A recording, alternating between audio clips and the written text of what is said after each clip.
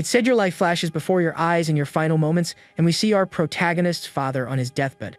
The man asks Shuichi to look after his mother and sister, then recalls his mom giving him a snack. She mentions getting a new job, telling him to just focus on his studies before we see his little sister with a lollipop. Advising her to always listen to their mother, the scene cuts to his school, where a bully stumps on his snack. The bully then questions why the young man dared to show up at school while his friends restrain a girl. Next, the aggressor screams at our protagonist, telling him he's far too weak to play the hero. The girl he tried to shield tells him he shouldn't have injured the bullies and to just watch out for himself. In that moment of distraction, a speeding truck barrels toward him, its horn blaring loudly. The young man is completely frozen, unable to process what's happening as the vehicle draws nearer. A moment later, his umbrella is swept away, and he wonders if this is truly how he's meant to go. Lying on the ground in a pool of red, the boy realizes his end has truly arrived. Before departing, he thinks of his mother and his sister Azusa, just as a strange light begins to envelop him.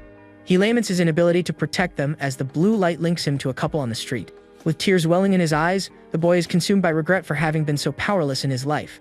He then swears that in another life, he will protect those he loves with his own two hands. His consciousness journeys to another world where he is reborn on the magical continent of Arcanus. There we find a crowd gathered for an event as a man announces the start of the annual divine blessing. He explains that children under the age of 6 must offer their most precious items to the gods. In return, a divine messenger will be sent to sense the child's hidden magical element and grant them an opportunity. A small boy then asks his mother if he can offer his candy, but she insists it must be something of value. To illustrate the point, we see a box holding 2 incredibly expensive and radiant blue jewels. A noblewoman named Lady Blank boasts that the more valuable the offering, the higher the chance of being blessed. Meanwhile, 2 men discuss the Ryan family, who apparently spent their entire fortune just for this blessing. At that moment, a noble family starts walking toward the altar with firm, confident strides. It's the Ryan family, and onlookers murmur that it would be tragic if they weren't blessed after everything. The head of the family, Holt Ryan, thinks to himself that he has placed a massive wager on his bloodline's future. He believes his children, Leica and Louise Ryan, are the brightest and will surely receive a high-level blessing. The priest leading the ceremony calls for the next on the list to present themselves before the crowd. Little Julia Ryan is called, and she walks timidly towards the altar to make her offering. With that, the little girl offers a small golden crown as her most precious possession to the deities. Immediately, a large blue magic circle flares to life on the floor, glowing with stunning intensity. Beams of energy start erupting from the circle, and everyone is astonished by the power being unleashed. Someone in the crowd wonders if this could be the legendary blessing of Kahai, the mighty god of thunder. To everyone's shock, the blessing is level 7, a feat unseen for at least 12 years. Her family erupts in celebration, feeling that with such incredible talent, they have truly been chosen by the gods. The magical energy then begins to slowly fade as the little girl remains in the center of the circle. After all the light vanishes, little Julia is left bewildered, not quite understanding what just transpired. People comment that her offering was the Crown of Thunder, but that item wouldn't cost an entire fortune. A man points out that there is still one child remaining, and the true legendary treasure will be offered by him. The father then turns to his son, Lucas, telling him it's his turn, and the boy nods with a confident smile. A servant hands a box to Lucas, asking him to accept the offering held within. Upon opening the box, everyone recoils from the demonic energy radiating from the sword inside. As the boy holds the sword, the spirit of Volcano, the progenitor of magic and god of fire, materializes behind him. His little sister encourages him, telling him to give it his all and secure a powerful blessing. The priest watches the boy approach the altar, musing on his bravery for offering something so valuable. From this, he understands that the head of the Ryan family is truly betting everything on this boy. The boy places the sword upon the altar, and a fiery magic circle manifests with devastating force. Outside, the sky abruptly changes color, the clouds shifting to a menacing reddish tone.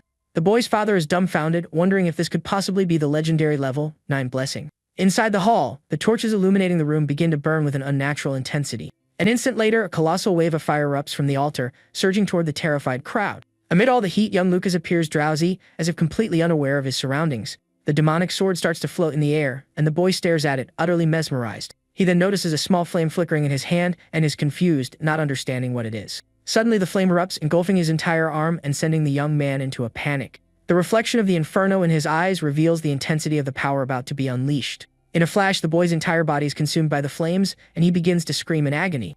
He is completely swallowed by fire as the cursed sword floats serenely above him. From within the flames, strange orbs of fire begin to form and drip onto the floor. Following this bizarre event, the sky outside returns to normal, as if nothing had happened. The boy's father asks if the blessing is over and where the divine spirit is gone, his family looking on with concern. His little sister then points toward the altar, urging everyone to look in that direction. Suddenly, a body plummets from the sky, wreathed in blue flames and gray smoke. At that moment, the little girl's lollipop hits the ground and shatters into pieces.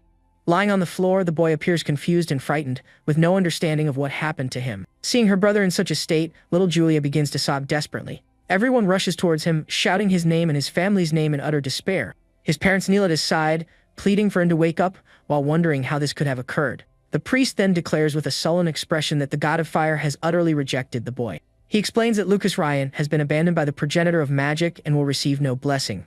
At this moment, we witness the soul of our protagonist from another world entering young Lucas's body. Meanwhile, in the realm of the fire god, Volcano is seething over what just transpired. He rages that the Ryan family dared to offer the very power that nearly ended his existence. The fire god reveals that the blade still carries the scar from when it struck him, a transgression he will never forgive. A small fire spirit then appears, puffing out smoke as if to mock the situation. His servants praise him, remarking on his mercy for only having burned the child's soul. One of the spirits notices the soul from another world and asks if he should incinerate that one as well. Volcano dismisses the idea, stating he won't waste his time on an insect from an outer world. He then turns his attention to the offering, deciding to examine it more closely. Our protagonist's soul remains trapped in a blue sphere as Volcano observes it from a distance. Within that sphere, our protagonist's soul gazes at an intensely brilliant light shining before him. The scene then shifts to the heavenly spring realm of a martial god, where a powerful figure levitates. This is the martial god, his eyes glowing with a golden energy that signifies his immense power. With a grim expression, the man appears to be steeling himself for a great conflict. His feet radiate with the same energy as he begins to stride across an invisible surface in the air. With that, he surges forward and shatters a dimensional barrier, which splinters like glass. The martial god seems resolved to overcome any obstacle that stands in his way. Using only the force of his steps, he continues to break the barriers separating dimensions. Each stride he takes tears apart the space before him, forging a path into the unknown. Finally, he breaks through the last barrier, arriving in a place filled with stars. There, he confronts a colossal creature with multiple red eyes that governs this strange world. The martial god crosses his arms, questioning if the monster truly intends to block his path. The creature glares back with its terrifying eyes and opens a maw filled with razor-sharp teeth. Without warning, the entity lunges, launching a shadowy attack against the martial god. A blast of dark energy shoots towards him, but the man seems completely unfazed. The monster then opens its gigantic mouth, attempting to devour the martial god in a single bite. But the warrior is far too strong, holding the creature's jaws apart and preventing it from swallowing him. With a furious gaze, the god prepares a counter attack to eliminate the threat once and for all. He channels all his energy into a single punch, striking the creature with his full might. The blow is so immense that a brilliant explosion of golden light completely obliterates the monster. After vanquishing the creature, the martial god allows himself a satisfied smile at the battle's outcome. At that moment, a massive wormhole tears open in space, forming a portal of blue light. The man stands before the portal, observing the vast power that emanates from within. A confident smirk plays on his face as he seems to prepare to step through the portal. He then remarks that this source of power is nothing particularly special after all. Suddenly, a small golden light appears in the void and rapidly speeds toward him. It's a muscular fairy flying towards him while crying and shouting for her master. The martial god catches her in his palm, asking why his attendant spirit is interrupting him. He then senses a strange disturbance and realizes his old partner Rek D has just been destroyed. The warrior wonders what in the world could be happening on the continent of Arcanus for this to occur. He recalls that 1,000 years ago, martial arts were superior to magic, yet now Volcano is worshipped. The fairy retorts that if he weren't so obsessed with martial arts, that pathetic god would never have risen to power. The man replies that regardless, spreading the way of martial arts is a heavy burden to bear. A small flame appears, and he admits he has no interest in developing it, but he has a duty. He feels compelled to pass on his knowledge so that the martial arts will not vanish. For that reason, he states that a small being like himself must remain ever devoted to training. He then turns and begins walking toward an intensely bright, white light. His consciousness condenses into a tiny point of light, journeying through the void of deep space. Suddenly, our protagonist, who is unconscious, hears a voice and wonders if he somehow survived. He then opens his eyes to find himself in a completely new situation, unable to grasp what is happening. In his mind's eye, our protagonist sees himself surrounded by the martial god's numerous muscular faces. Wearing a headband, the young man is completely bewildered, failing to understand any of it.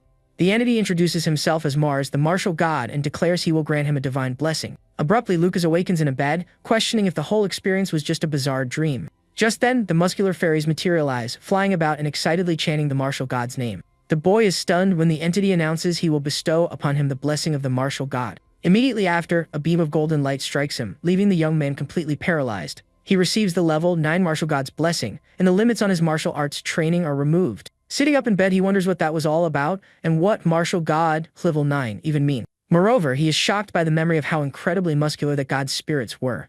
The young man is baffled, wondering what is going on, since he should have perished. He recalls the truck accident and cannot comprehend why he is still alive after everything that happened. With wide eyes, he begins to connect the dots and understand his new reality. Suddenly, a torrent of memories from the original Lucas Ryan floods his mind all at once. The young man breaks into a nervous laugh, wondering if the gods are merely playing a cruel joke on him. He realizes he has been reborn into a world of magic as a boy forsaken by the gods. He thinks about his mother and sister, realizing they will now live on his insurance payout. Looking down at his hands, he still doesn't grasp the meaning of the martial god's blessing or martial arts. In this moment of confusion, a pink and white lollipop mysteriously rolls into his room. The boy turns toward the door, curious about who might have left the candy there for him. At the doorway, a little blonde girl calls to him, her eyes filled with tears and her expression deeply sorrowful. We get a close-up of her face as tears stream down her cheeks while she sobs uncontrollably. She then dashes forward and leaps onto the protagonist, who embraces her. She cries out that he's finally awake. The little girl explains that she overheard people saying he would never wake up, which made her incredibly worried. With a comforting smile, the young man reassures her that everything is fine, thinking to himself this must be his new sister, Julia. He then remembers his former sister, Azusa, and imagines the depth of her sadness at his passing. Because of this, he vows to protect the precious people in this new life, counting on the martial god to help him. Outside, the sun shines brightly on a pot of yellow flowers, symbolizing a new dawn of hope. The scene then cuts to an altar where a grand and imposing statue of an angel stands prominently. The statue appears calm and serene, but suddenly a strange aura begins to permeate the area. A dark liquid starts to trickle from the statue's eyes, resembling tears of blood. Soon after, the entire statue is coated in this substance and a malevolent figure materializes. A mysterious woman declares that the presence of that detestable man has finally vanished from the world. She then muses on whether he has passed on or simply abandoned this world for good. With a snake emblem on her chest, the woman laments that she now has very little power remaining. Her dark hair drifts in the air as she appears to be slowly recovering from her wounds. With a sinister smile, she proclaims that without him in her way, this world will soon be entirely hers. The story then advances 9 years, showing us the opulent mansion of the noble Ryan family. Outside, a young man whistles while dabbing sweat from his face with a white handkerchief. This is Lucas Ryan, now a young adult, who notes that the weather has finally cleared and Julia must have finished her practice. The protagonist decides to find his sister, but a thorny vine shoots out in his direction. He immediately senses the danger and braces for the surprise attack coming from his side. At that moment, the thorny whip ensnares him, immobilizing him in the middle of the garden. The young man grumbles in annoyance, thinking that only one person would pull such a childish prank. A moment later, his half-brother Jeremy appears holding a staff, revealing himself as the attacker. Jeremy greets him with sarcasm, as a nearby maid giggles at our hero's predicament. The blonde then warns him that this backyard is exclusively for the mages of the Ryan family. The thorns then constrict further around the young man's body, causing him significant pain. With a cruel smirk, Jeremy threatens to break a few of his ribs to teach him a lesson. But to the aggressor's astonishment, our protagonist simply lets out a bored yawn, leaving confused. The young man then points out that his sister is finishing her magic training and will be back any moment. With a serious glare, he warns him to release him if he doesn't want to be fried by her lightning. Jeremy becomes flustered, calling him a coward for hiding behind his sister and claiming he isn't afraid of lightning. In that very instant, a bolt of purple lightning descends from the sky, striking him with a powerful electric shock. The boy is left completely charred as the maid screams in terror for her master. The protagonist then glances back to see his sister Julia approaching, her magic staff in hand. Her pink staff adorned with cat ears still crackles with purple sparks, showcasing its immense power. Julia, now older, warns him that if he bullies her brother again, she will not go easy on him. With an angry expression, she pouts, making it clear she is not playing around. She then turns to the protagonist, assuring him she will remove those vines immediately. With Julia's magic, the thorny vines crumble to the ground and slowly disintegrate into dust. At that, the protagonist affectionately pats his sister's head, and she gives him an adorable smile. The young man then turns to his half-brother, asking if he has finally learned his lesson about messing with him. His face flushed with rage, Jeremy just mutters incoherently, unable to form a response. Immediately after, he and the maid flee with their tails between their legs, terrified of the girl. Our hero remarks that she went quite easy on him with that last shock, as he appears to be perfectly fine. The young woman then asks why he didn't fight back, reminding him that his strength is a secret between them. The protagonist smiles, adding that besides, she is always there to protect him from any harm. With a confident grin, he shows he is merely teasing his beloved little sister. 9 years have now passed since his reincarnation into the body of young Lucas Ryan. He recalls that on the day he awoke, his father came to visit him, leaning on a wooden cane. At that time, the young man was certain he would be disowned for failing to meet their expectations. But to his astonishment, his father embraced him, saying he was just happy that he had woken up safely. The protagonist explains that Holt Ryan is the leader of a renowned order of knights within the kingdom. Because of this, he is rarely home to see his children, but he remains a loving father to them. When Holt learned he was training in martial arts, he sent him a letter containing some information. It mentioned that the family archives held several old tomes on martial arts for him to study. With that, young Lucas ventured into the archives with a candle to seek out the books his father had mentioned. Thanks to that letter, the young man was able to set a bold and ambitious plan for his future in motion. Back in the present, someone outside the mansion is shouting, calling for young Master Lucas. 2 maids complain that Lucas, despite his youth, runs off every day to some unknown location. One of them reassures the other not to worry, as he'll be expelled for his lack of magic, just before they feel a tremor. They wonder if someone is practicing earth magic, oblivious to its true source. The scene cuts to the protagonist, who is training by punching a solid stone wall with immense force. We then see young Lucas inside a cave he personally excavated to train in secret. He reveals that the hideout is located directly beneath his room, and that he built it with his own hands. The young man explains that he spent 6 months digging out the space, dividing it into 4 distinct areas.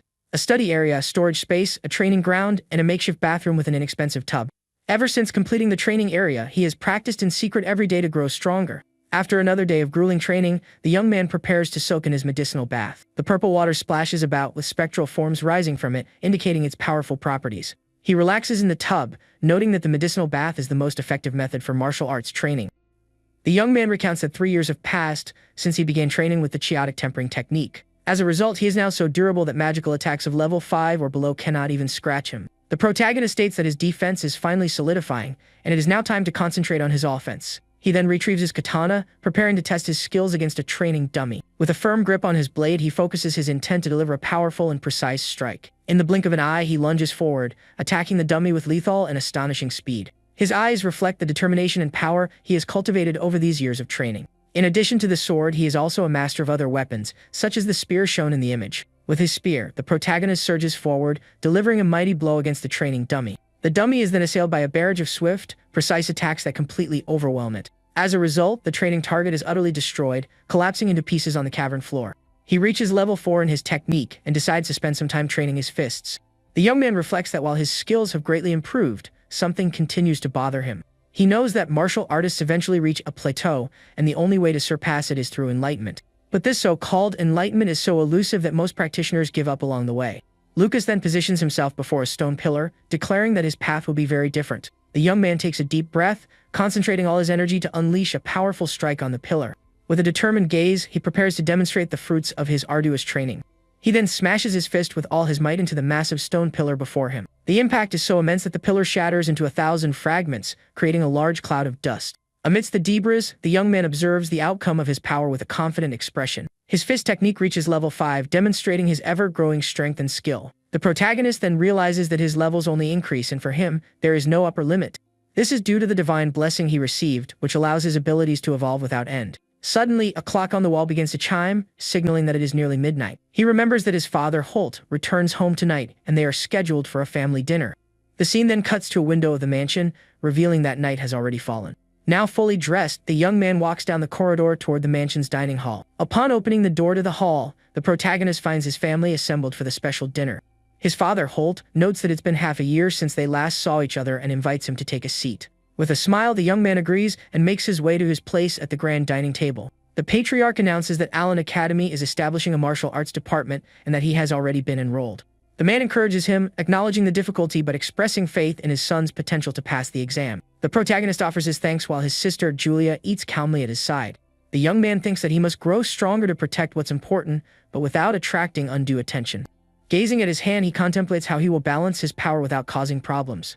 His sister then raises her hand, declaring that she also wants to attend Allen's Magic Academy with him. Her father says she is too young, but the girl counters that the elite class has no age restriction. The young woman then reveals she has already received an offer from the academy for the elite class and presents the letter.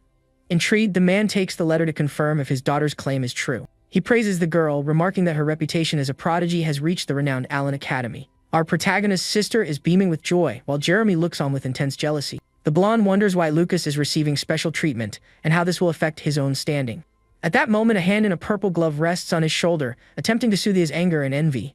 The woman tells him to remain calm, and the young man is slightly startled by the unexpected touch. With a serene look, she advises him not to concern himself with our hero's situation. This is Jessica Ryan, Jeremy's mother, who adds that there's no guarantee Lucas will even pass the exam. A malicious smile plays on her lips, suggesting she is plotting something against the protagonist. A week later, the day of their departure arrives, and the family gathers at the gate to say their goodbyes. The mother of Lucas and Julia tells them to take care of themselves, promising to visit with their favorite pudding. She then gives them each a gold coin, reminding them not to forget their good luck charm. The coin belongs to the Buon dynasty, which unified the world approximately 10,000 years ago. Their father explains that the coin features the first emperor, Mars, on the front and his weapon on the back. The protagonist immediately recognizes the face of Mars as the muscular spirit who had blessed him. His parents urge him to keep the coin on him at all times as a charm for good fortune. The young man feels incredibly fortunate to have had a wonderful family in both his past life and this one. With that, the two siblings bid farewell to their family and embark on their journey to the academy. A few hours later, the coachman announces that the sun is setting and they will make camp for the night. Night descends and a full moon illuminates the clearing where the group has decided to spend the night safely. The coachman, Forden, states that if they leave early, they will arrive in Daku, the academy's location, the following day. Julia grows excited at the news and asks if there is anything interesting to do in the city of Daku. Forden replies that the city is renowned for its annual magical dodgeball tournament held in the spring. He also mentions that the area is a foodie's paradise, boasting many delicious local cuisines. The girl's mouth begins to water, and her brother teases her, pointing out that she's even drooling. Suddenly, the protagonist senses something amiss in the air, and his expression turns serious and alert. His heightened senses detect 12 horses and 13 individuals approaching at great speed. The young man then asks Forden if this area is known for having bandits. He believes his technique has sharpened his senses and is certain he isn't imagining things. The protagonist then realizes he must be cautious as they are outnumbered in the forest. With that, he warns that a mysterious group is approaching quickly and everyone needs to prepare. Forden and the others are confused, unable to hear anything beyond the ambient sounds of the forest. Despite the uncertainty, one of the guards readies for combat, drawing his sword with a firm grip. Forden then yells for his men to arm themselves and prepare for the imminent battle. The coachman is unsure of the source of the young man's information, but prefers to be safe rather than sorry.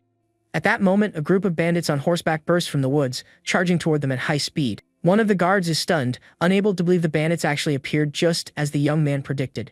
The bandit leader celebrates finding more prey, while one of his men praises the chief for being right. Another one remarks that the little girl will fetch a good price and the boy will be popular with certain clients. Forden confronts them, demanding to know if they have any idea of the consequences of messing with nobility. The bandit leader is unconcerned and orders his men to eliminate everyone except the two youths. As the enemies advance, one of the guards shouts that he will provide cover for Forden in the fight. A bandit with a cruel smile raises his sword, preparing to strike down the family's guards.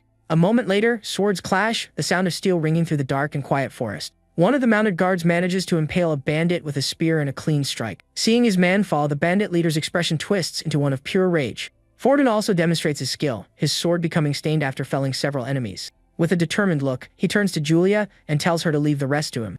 He then charges at the remaining bandits with all his might, displaying immense bravery in the fray. Forden urges the young master to take Julia and flee as quickly as possible to ensure their safety. Suddenly, the protagonist hears a cry of pain, and his expression instantly darkens. One of the bandits unleashes fire magic, incinerating the family guards with a powerful fireball. The bandit leader reveals himself to be a mage, and Forden is horrified to see fire magic in action.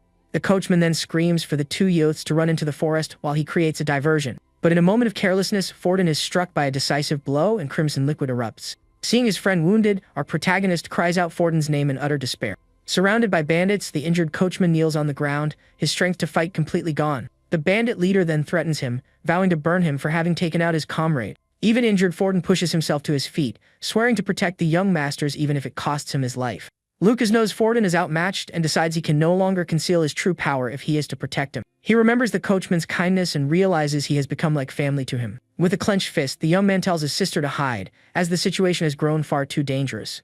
He then declares with a determined gaze that he is joining the battle to aid his friend Forden.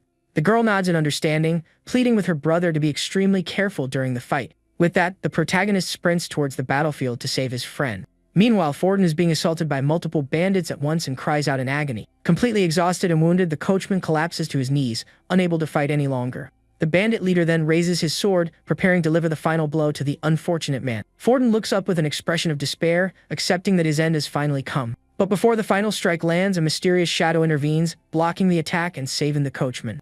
The bandits are stunned by the interruption, wondering what just appeared before them. Next, projectiles of golden light streak through the air, striking the bandits with deadly accuracy. Each shot hits the enemies squarely in their vital points, felling them instantly. With that, the remaining henchmen are defeated in a flash by these mysterious light-based attacks. The camera then reveals our protagonist's hand, glowing with a radiant golden energy. He remarks that training was a good idea, as dealing with weak bandits is incredibly easy. The bandit leader becomes enraged upon seeing his men defeated and demands to know who is responsible. With sweat pouring down his face, he realizes all his companions were taken down in an instant. He then raises his magic staff, deciding to unleash all his fury on the poor coachman. With that, an enormous fireball is launched toward Forden, intended to finish him off for good. With no strength to evade, the coachman accepts his fate, finding peace in the knowledge that the youths will survive. A smile on his face, he thanks the heavens for the opportunity to have protected the two of them. But our hero materializes in front of Forden, extending a hand to intercept the fireball. He then leaps, and with a swift motion of his hand, redirects the attack far into the distance. Forden is speechless, and with tears in his eyes, he cannot believe what he has just witnessed. With a trembling voice, he calls out to the young master, unable to comprehend how he managed such a feat. The bandit leader is also perplexed, wondering how his fireball was simply nullified. Despite this, he does not give up and prepares to cast another spell against our hero. But the protagonist, his eye glowing, confidently declares that the bandit is already finished. In the blink of an eye, the protagonist rushes forward, landing a luminous punch on the bandit leader. The blow is so powerful that the man is sent flying, and a shockwave ripples through the area.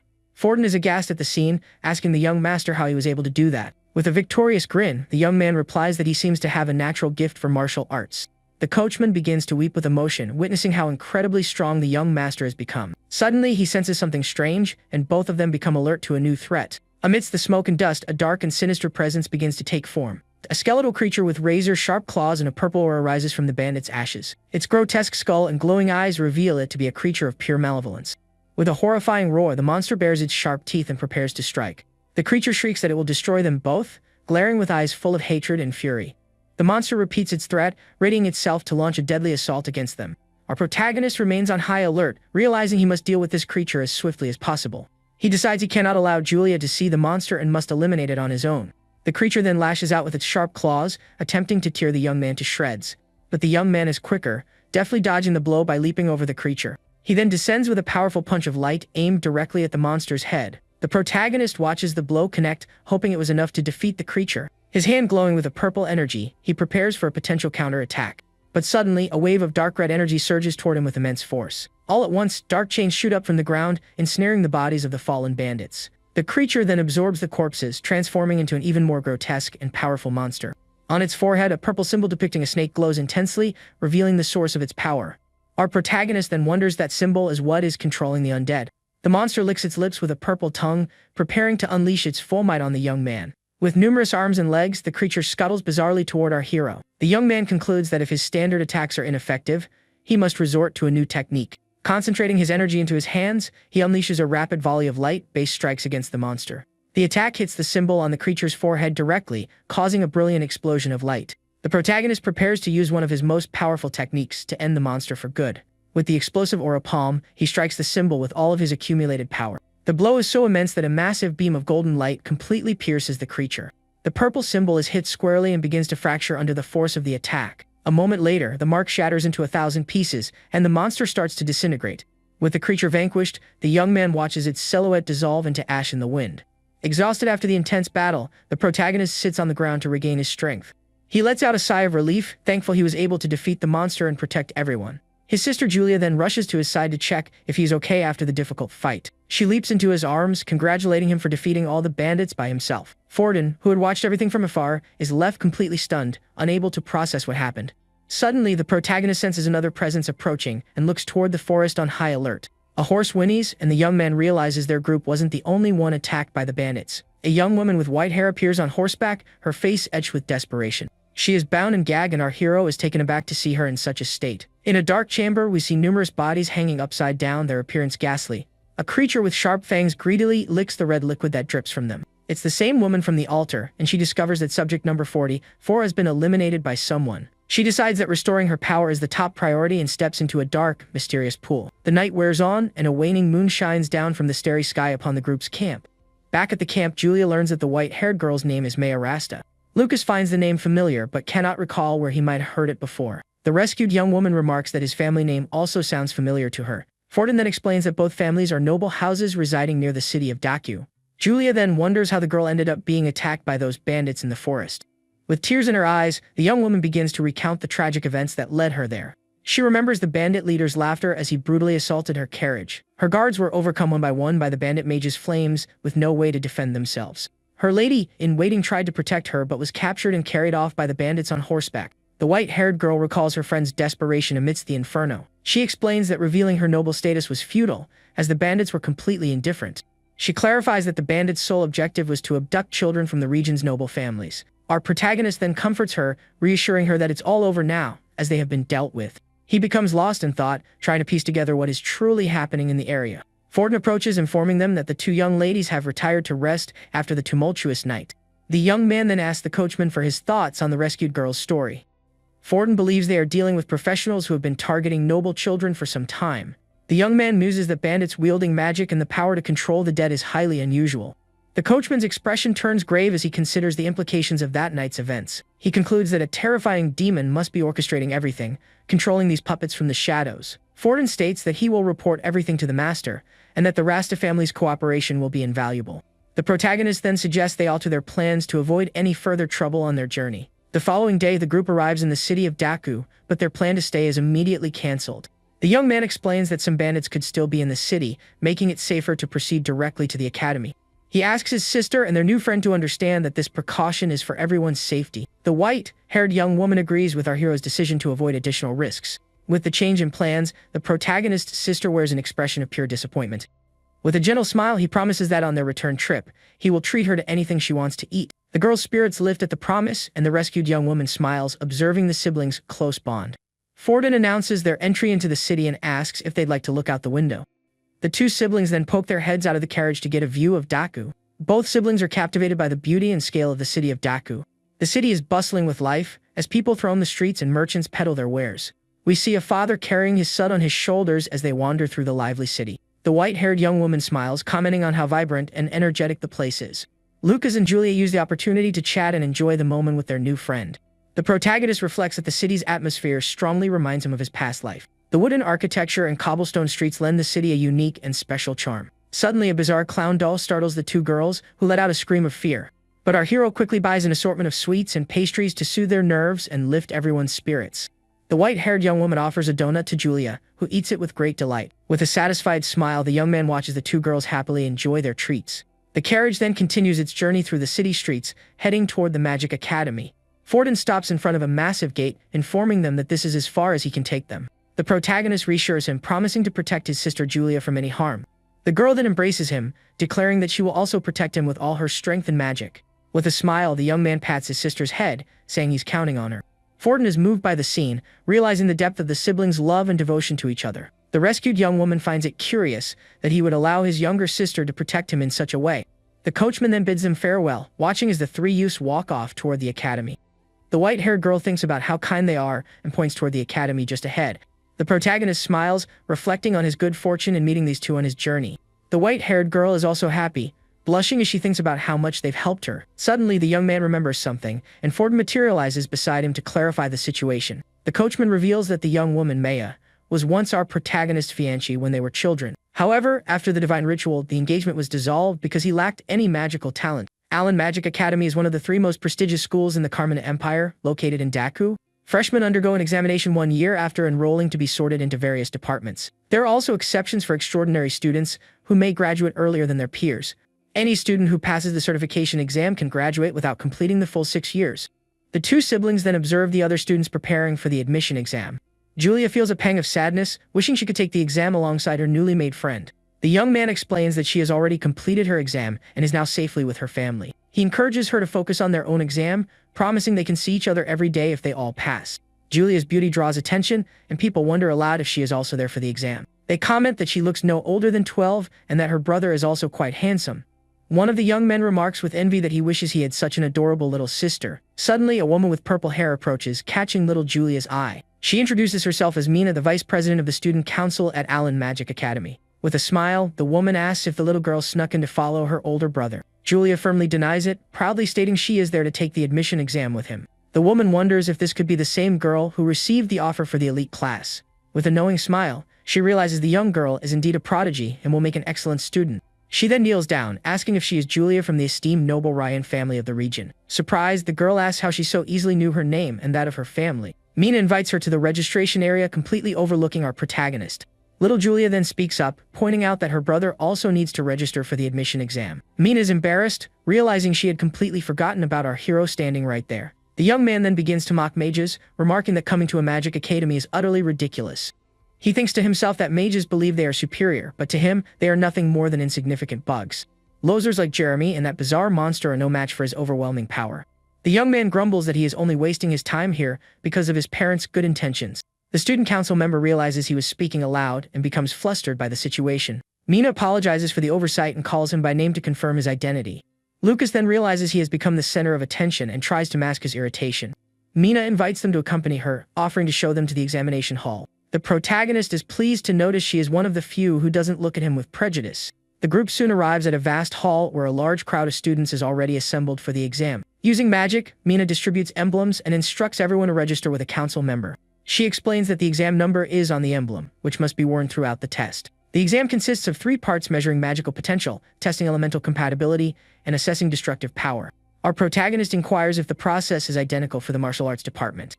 The young man mutters to himself, thinking they were too lazy to design a specialized test. With that, he cracks his knuckles, preparing to show everyone the true power of a martial artist. He resolves to demonstrate the might of martial arts and shatter their preconceived notions. An instructor announces the start of the test, directing students to place their hands on the magical orb.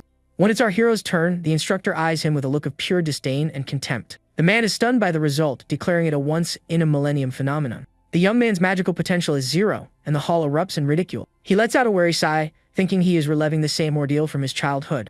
Next, a girl with purple hair places her hand on the sphere of light to measure her potential. The other students gasp as a purple light emanates from the magical sphere. The color purple signifies a potential of 7 out of 10, marking her as a first-class student. Our protagonist doesn't understand the excitement. To him, it's nothing particularly special. He then shouts to his sister, encouraging her not to hold back and to show everyone her true power. The girl grips the sphere with both hands, concentrating to unleash her energy. The sphere begins to glow with an intensely brilliant golden light, blinding everyone present.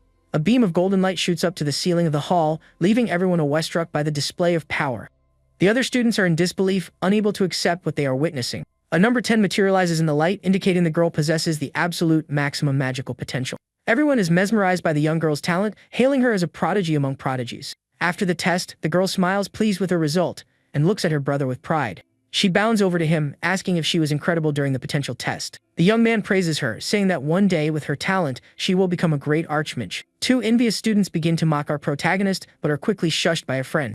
The protagonist thinks to himself that everything is proceeding as planned, and it isn't worth starting a fight. He realizes that as long as Julia's talent shines brightly, he can enjoy a peaceful school life. All his hard work to enhance his sister's talent is finally bearing fruit. He had used the mage's consecration, ability to amplify the girl's magical potential. The instructor announces the second test, and the students all make their way to the spirit cabin. They enter a grand hall with a glass ceiling that bathes the entire space in light. Hand in hand, the 2 siblings walk toward the location for the next phase of the exam. The compatibility testing area is a large hall featuring several blue pillars in its center. Numerous elemental spirits flit about the hall, showcasing a wide diversity of magical powers. The other students are amazed by the variety of spirits present in the room. The moment little Julia enters the hall, all the spirits begin to flock and circle around her. With a smile, the girl interacts with the spirits, who seem to genuinely enjoy her presence. One of the students complains that he was unable to attract a single wind spirit. Our protagonist smiles, knowing his sister possesses maximum compatibility with all the elements. He thinks to himself that his special ability is safely and effectively boosting the girl's potential. The instructor announces Julia's score as 9.6, the highest among all the students. With this result, the girl finds herself surrounded by gazes of both admiration and envy. Other students praise her and ask to be her friend, but she becomes overwhelmed by the sudden attention. She then runs and clings to her brother, seeking comfort and protection in his embrace. The protagonist comforts her, asking what happened to make her so frightened all of a sudden. The girl explains that everyone's stares are making her scared, and she hides behind him. The young man explains that as a genius, she will have to get used to receiving such attention from now on. He advises her not to worry about others and to gradually accustom herself to the spotlight. The young girl then smiles, declaring she needs to become stronger so she can protect her older brother. The protagonist realizes he needs to work on strengthening his sister's mental fortitude for the future. Meanwhile, 2 students discuss little Julia's astounding performance on the exam. One of them remarks that her brother is useless, noting his compatibility score was 0. They recall how, when our hero entered the hall, all the spirits had fled from him. The spirits had appeared to feel a deep sense of disgust and repulsion in the young man's presence for some unknown reason. One of the students also mentions a strange incident that occurred after the second test. He recounts seeing one of the fire spirits' arms tear itself off, an event that nearly scared him to death. His friend dismisses it, saying the spirits are tiny and he must have been seeing things. Our protagonist overhears their conversation and becomes pensive about what they are discussing. He can't believe there was a witness to what had transpired during the second exam test. The young man remembers that the fire spirits were particularly nasty to him due to their connection with the fire god. As the test concluded and he was about to leave, he had offered a small warning to the spirits. The protagonist recalls one of the fire spirits angrily spitting fire directly at him. He thinks to himself how childish it is to hold a grudge over something that happened so long ago. The young man then picks up a small pebble from the ground, clenching it firmly in his hand. With a swift motion, he flicks the stone at the spirit, hitting it squarely and knocking it down. The young man declares that a mere servant of the fire god has no right to act superior to him. Taking his sister's hand, He invites her to join him for the final test of the admission exam. The girl says everything will be fine as long as he doesn't use his full strength in the test. With a reassuring smile, he tells her he plans to let her protect him, as always. The site for the destructive power test is a large arena dotted with numerous metal dummies. The dummies are crafted from a special, gleaming metal designed to withstand the students' attacks. The two siblings then walk toward the arena for the final stage of the admission exam. A group of envious students complains that the genius girl has stolen the top spot from them. One of them shouts that there's no way a child could possibly break one of the metal dummies. They explain that the dummies are forged from a special metal and reinforced with a defense enchantment. The protagonist studies the dummies, noting they appear quite durable and difficult to break. He thinks this is a perfect opportunity to test his level 6 abilities on the targets. The young man is excited by the chance to use such expensive, high-quality equipment. Suddenly, a student shoves him aside, attempting to cut in line for the exam. A girl with short hair then yells at the student, ordering him back to the end of the line. She points to another girl, stating that the rule is clear: the talentless must go to the back. Her eyes glow with an intense red light, showcasing the power she holds within. The other girl is intimidated by her gaze and the menacing aura she exudes. With her heart glowing, the dark-haired young woman prepares to demonstrate her strength. She positions herself before our protagonist and his sister with a serious, challenging expression. With a disdainful sigh, she glares at the girl who had tried to cut the admission exam line. Julia and her brother watch the scene unfold, unsure of what to expect from this mysterious girl. The dark-haired young woman asks if she is Julia, the girl who scored a 9.6 on the test. Her eyes blaze with a frightening intensity as she stares down little Julia with contempt. Frightened, the little girl hides behind her brother, calling his name in a trembling, scared voice. She tells the protagonist that the girl in front of them is extremely scary and intimidating. The young man then turns to the dark-haired girl, asking who she is and what she wants with them. She introduces herself as Awa Miranda, granddaughter of the powerful and influential Duke Miranda. The protagonist recognizes the Miranda family crest, marking them as one of the Empire's 3 great families. Our hero's mother, Catherine, also hailed from the Miranda family, a lineage of legendary mages. This means the young Awa is the daughter of his mother's younger brother, making them cousins. The girl is confused, wondering what he is talking about, as she has never heard of him. The young man then clarifies that they are cousins and asks her not to glare at him in such a manner. Awa becomes furious, having never been told of a cousin, and calls him a rude and arrogant person. She swears she will humiliate him in front of everyone, her eyes flaring with a malicious power. The young woman then prepares to strike our protagonist with a powerful and destructive spell. Awa casts a mind control spell, commanding the young man to strip off his clothes for public humiliation. But the protagonist simply offers a mocking smirk, as the spell has absolutely no effect on him. The dark-haired girl is in utter shock, seeing that her magic failed to work as intended. The young man then taunts her, questioning the quality of the upbringing provided by the noble Miranda family. Awa cannot comprehend how her signature spell failed to control the dark-haired young man. The protagonist provokes her further, stating that her weak magic is useless against a martial artist. At that moment, the instructor calls our hero's name for the next test of the exam. Before leaving, he points to his sister, warning her not to show off too much during her test. Awa then turns her attention to Julia, vowing to steal the top spot from her in the power test. A magical screen displays the student rankings, with Julia firmly in first place. The young man notes that his cousin is in second place and has effectively declared war on his sister. He thinks that for the sake of a peaceful school life, he cannot allow her to take first place from Julia. With that, he offers a piece of candy to his sister to ensure she performs well on the upcoming test. The girl eats the candy, only to make a face of disgust at its bitter and unpleasant taste.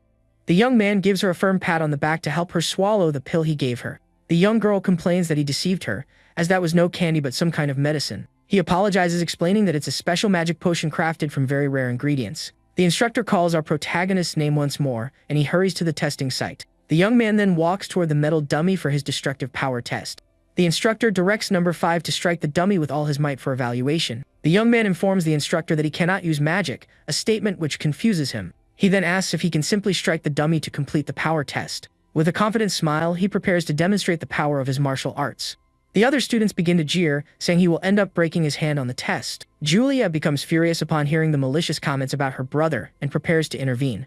She thinks that if her brother hadn't told her to behave, she would have already taught them a lesson. Awa asks if her brother truly cannot use magic, intrigued by the situation. She recalls her mental magic having no effect on him and finds it difficult to believe. The protagonist's sister proudly defends her brother, declaring him an incredible person. But the dark-haired young woman is skeptical, suspecting she is being deceived by her older brother. Suddenly, a massive crash echoes through the arena, and everyone turns to the screen in shock. Our protagonist's cousin is stunned by what transpired during the young man's test. One of the students asks what just happened, but no one can make sense of the scene. The young man had asked if he could deliver just a single blow, and the instructor had readily agreed. The man had said he didn't care about the method of attack, as long as he performed it. With a determined gaze, our hero prepares to reveal his true power to everyone. He explains that his abilities grow exponentially every 3 levels of power. With his power now at level 6, he readies himself to use one of his strongest techniques. The young man stumps his foot hard on the ground, concentrating all his energy for a devastating attack. His eyes glowing, he rushes at blinding speed toward the metal dummy. With a punch wreathed in golden flames, he squarely strikes the metal dummy before him. The dummy beeps a red circle indicating the blow was successfully registered. The impact is so immense that the dummy is sent flying, crashing into the arena wall. A large cloud of dust billows up, and the entire arena trembles from the force of the attack. As the dust settles, the metal dummy is revealed to be completely destroyed, a gaping hole in its chest. Our protagonist then turns to face the crowd with an expression of pure confidence. A was shocked, realizing his attack was as swift as high-level wind magic. She also notes that the dummy had glowed gold, a sign of devastating attack power. The dark-haired young woman realizes she is the only one who grasped the young man's true strength. The instructor congratulates him, noting it's the first time in a decade a dummy has been broken. The young man smiles and offers his thanks as his sister celebrates his success in the power test. With a victorious smile, the girl flashes her brother a peace sign, celebrating his triumph. The protagonist thinks he managed to avoid a 0 and conceal his true strength, thanks to those who underestimated him. As time passed, the students ceased to pay attention to the young man's destructive power. Everyone was far more captivated by the rare and astonishing talent of the small yet powerful Julia. The girl then focuses, beginning to gather a massive amount of magical energy around herself. Purple lightning arcs from her hands, and her staff glows with a frightening intensity. A purple magic circle forms on the ground as she prepares to unleash her most powerful attack. Her hair whipping around her, she shouts the spell's name and unleashes a barrage of red lightning. The red bolts rain down from the sky with devastating force, striking the metal dummy. The dummy beeps red, indicating the attack was red lightning, the second most powerful type. The other students are in awe of the girl's power, praising her as an honor roll student. But after the attack, Julia slumps to the ground, and others wonder if she was shocked by her own spell. The girl is confused, not understanding how she suddenly managed to wield such immense power. The instructor announces a score of 9.5, and the dummy crackles with a few red sparks. The young girl tells her brother she was startled when the red lightning appeared out of nowhere. She explains that previously, she could only produce purple lightning, even at full power. The young man scratches his nose, feigning ignorance about her sudden power boost. He thinks to himself that the potion he gave her is temporarily amplifying her magical power. In this world, both mages and martial artists have their own techniques for crafting special potions. While mages brew potions, martial artists use their powers to refine elixirs. Elixirs can be directly absorbed by the body, whereas potions require a medium for consumption. Few martial artists can create the elixir of the mage's essence, which is what enhanced Julia's power. This is because the elixir refining technique must be at level 6 to be effective. Currently, only our protagonist and the Minister of Martial Arts are capable of creating this elixir. The young man thinks that if his ability were discovered, he would have a major problem on his hands. The sun shines brightly over the academy as the students await the final exam results. Two small birds chirp on a tree branch, highlighting the tranquility of the moment. Julia complains about the wait, and her brother tells her to be patient, as they will be able to rest soon. Suddenly, a voice calls out to the two siblings, and they turn to see who is speaking. It's Mina from the student council, waving to the two siblings with a smile. The young man asks what she's doing there, and the woman approaches them calmly. She explains she is there to post the class assignments and congratulates them on their performance. Julia is overjoyed to learn she placed first in the academy's elite class. Our protagonist praises her, saying he's counting on her for their future at the school. Mina asks if the girl has already chosen a department to join for the upcoming school year. She explains the academy has 5 special departments: earth, fire, wind, water, and a special division. Julia considers her attributes and the blessing of the wind god, deciding to join that department. The student council member becomes excited, saying she will look forward to seeing her in the wind department. The young man thinks she is already working hard to recruit new talent for her department. Mina then offers to escort the young girl to the female dormitory, and she bids her brother farewell. Our hero says goodbye to her and decides to head to his own department of martial arts. The other students remark that Julia, as expected, took first place. The magic screen displays the final results, making all the other freshmen seem like mere background characters. Awa is furious at her loss and vows that one day, she will be first in the class no matter what. Our protagonist is unsurprised by the low priority given to his martial arts department. He arrives at the dormitory to find a decrepit building that looks like it's falling apart. With a smile, he thinks that at least the place will be quiet, allowing him the peaceful school life he desires. Suddenly, a young man with white hair appears, greeting him with an enthusiastic smile. He introduces himself as Kai Taroy, expressing his happiness at meeting his new department mate. Kai compliments his strength in the test, but Lucas, while filling out a form, dismisses it as mere luck. A dormitory staff member then hands him a room key, informing him it's on the building's 2nd floor. The white-haired young man is thrilled they will be sharing a room, and our hero agrees. With that, the two walk down a filthy, neglected hallway in search of room 205. Upon reaching the door, they realize someone else is inside and open it to investigate. They find 2 other young men in the room, which surprises the protagonist's new companion. One introduces himself as Collins and the other as Sharp, stating they will be their new roommates. The white-haired young man is in complete shock at the situation and begins to break out in a cold sweat. The camera then reveals the room's deplorable condition with old furniture and heavily molded walls. Kai is disgusted by the filth, demanding to know what kind of infernal, grimy room this is. With revulsion, he covers his face, declaring the room is worse than a pigsty. Suddenly, he is startled by a spider and asks if Lucas seriously intends to stay in such a dirty place. The other roommates assume he is a rich, spoiled boy with a fear of germs. At that, Kai pulls a gleaming gold coin from his pocket, holding it firmly in his hand. The other two young men eye the coin with expressions of pure greed and determination. Kai offers the coin to whoever cleans the room, and Lucas is shocked to see him casually toss away a month's salary. While the others clean, the protagonist reflects that he was never warned he would be living in a garbage dump.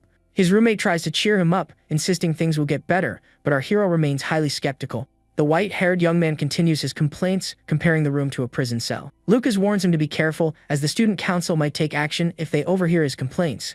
After a great deal of work, the dormitory building finally appears somewhat more respectable from the outside. The room is now sparkling clean, leaving the two young men very pleased with the result. With a smile, Kai hands over the reward, declaring that as a roommate he will protect them all.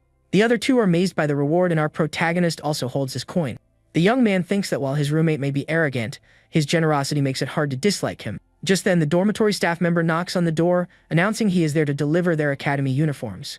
He informs them that the entrance ceremony is about to begin and they need to change. Kai is appalled by the tattered uniform, complaining that he will look like a beggar if he wears it. Lucas then mentions the school has a request system for improving student treatment. He adds that they might even be able to request a new, undamaged uniform. Hearing this, Kai excitedly leaps out the window, head to the hall, and the protagonist finds him incredibly naive. The scene then cuts to the academy's main hall, which features a large statue of a witch at the front. Now in his uniform, our hero walks with confidence toward the ceremony hall. His determined expression shows he is ready for whatever the academy throws at him. He then enters the immense hall, which is already filled with students for the entrance ceremony. His roommates find the hall luxurious, but Kai claims his own house is even more impressive. The protagonist scans the crowd for his sister, and Kai points to the front, explaining that the elite sit there. Julie is seated at the front wearing the beautiful white and gold uniform of the elite class. His roommate then informs him that their department's seats are located at the very back of the hall. With a smile, Lucas says he doesn't mind, remarking that the elite uniform suits Julia perfectly. The other students from their department complain about the distant seats, feeling discriminated against. A girl seated next to the protagonist also seems dazed with the situation, observing everything in silence. Suddenly, the hall's candles ignite with a magical, golden flame, capturing everyone's attention. Following this, a massive lotus flower made of fire materializes in the center of the hall in a dazzling display of power. A hand then grasps a small flower of fire, demonstrating an impressive mastery of magic. Floating in the air, a young man declares that the new student should feel honored by his presence. He then introduces himself as the president of the student council and a future great mage. His name is Theodore Folomel, and he announces he will now explain the academy's point system. The other female students are completely captivated by him, commenting on his powerful aura. They hail him as a genius for being a level 6 mage, while the protagonist simply observes. Theodore begins his speech, explaining that the point system is the foundation of everything at the academy. He states that any resource, from rare books to magical beasts, can be acquired using these points. However, points earned through ordinary work are minimal, yielding at most 5 per hour. For this reason, he explains it is more efficient to earn points by participating in departmental events. Our hero then understands why Mina was so friendly to them before the entrance ceremony. The president reveals that his position on the council grants him a monthly income of up to 500 points. Finally, he mentions one last method for acquiring points, but one that involves a certain degree of risk. With a sinister smile and glowing purple eyes, he reveals that the final method is monster hunting. He explains that behind the school lies a mountain range teeming with magical beasts ripe for hunting. The protagonist then clenches his fist, his interest piqued by the magical beast mountain range. The protagonist smiles, thinking that place is a training ground perfectly suited for him. A few hours later, night has fallen, and we see the dormitory from the outside, bathed in moonlight. Inside the room, our hero's roommate is sound asleep in his bed. A tranquility incense burns slowly, ensuring that everyone remains in a deep slumber. With that, the young man slips out of the dormitory, preparing to head to the magical beast mountain range. He recalls that the martial arts building is located at the back of the campus, very close to his destination. Soon, the young man arrives at a massive wall, knowing the mountain range lies just beyond it. He then crouches, gathering his strength for an impressive leap. In the blink of an eye, the martial artist soars over the wall with incredible agility. The young man clears the wall, landing softly in the forest on the other side of the campus. As soon as he lands, he is ambushed by several shadowy creatures that attack without warning, but our hero deftly dodges and leaps to attack a giant purple frog with a powerful kick. The creature is taken aback by the young martial artist's speed and strength. With a precise strike, he smashes the monster's horn with all his concentrated force. The impact is so powerful that the creature's horn shatters, causing a large explosion. Thrown to the ground, the giant frog is immobilized, defeated by our protagonist. With that, the young man removes the creature's horn, which he can exchange for points at the academy. He then looks at the giant black, horned frog lying motionless on the dark forest floor. The young man explains that the horns are venomous and highly valuable for crafting magic potions. He needs points to acquire the legendary books the martial god used in his battles. He surveys the mountain range, realizing he needs to quickly pinpoint the monster's locations. With that, the young man activates one of his abilities, and his eye begins to glow with a golden light. Weaves of golden energy radiate through the forest, scanning the entire area for creatures. His ability soon locates a monster with a massive, drooling mouth full of sharp teeth. The creature is a level 1 giant rat with red eyes and a back covered in sharp spines. Without wasting a moment, our protagonist lunges forward, striking the creature with a powerful hand chop. With a cold gaze, the young man simply tells the creature to go to sleep, defeating it instantly. Immediately after, a level 2 bat attacks him, but he fells it with a single, decisive punch. He then faces off against a level 3 magic panther, showcasing his exceptional combat prowess. A series of explosions rock the forest as the young man defeats every monster he encounters. With a smile, he celebrates having gathered a wealth of materials for both his elixirs and for points. Carrying a massive sack, he notices that the forest has become unnervingly silent for his taste. The young man then touches the ground, noting the near absence of any traces of other magical beasts. He wonders if this indicates the presence of a very powerful creature living nearby in the area. To confirm his suspicion, the young man sits down and uses his perception to sense the surrounding energy.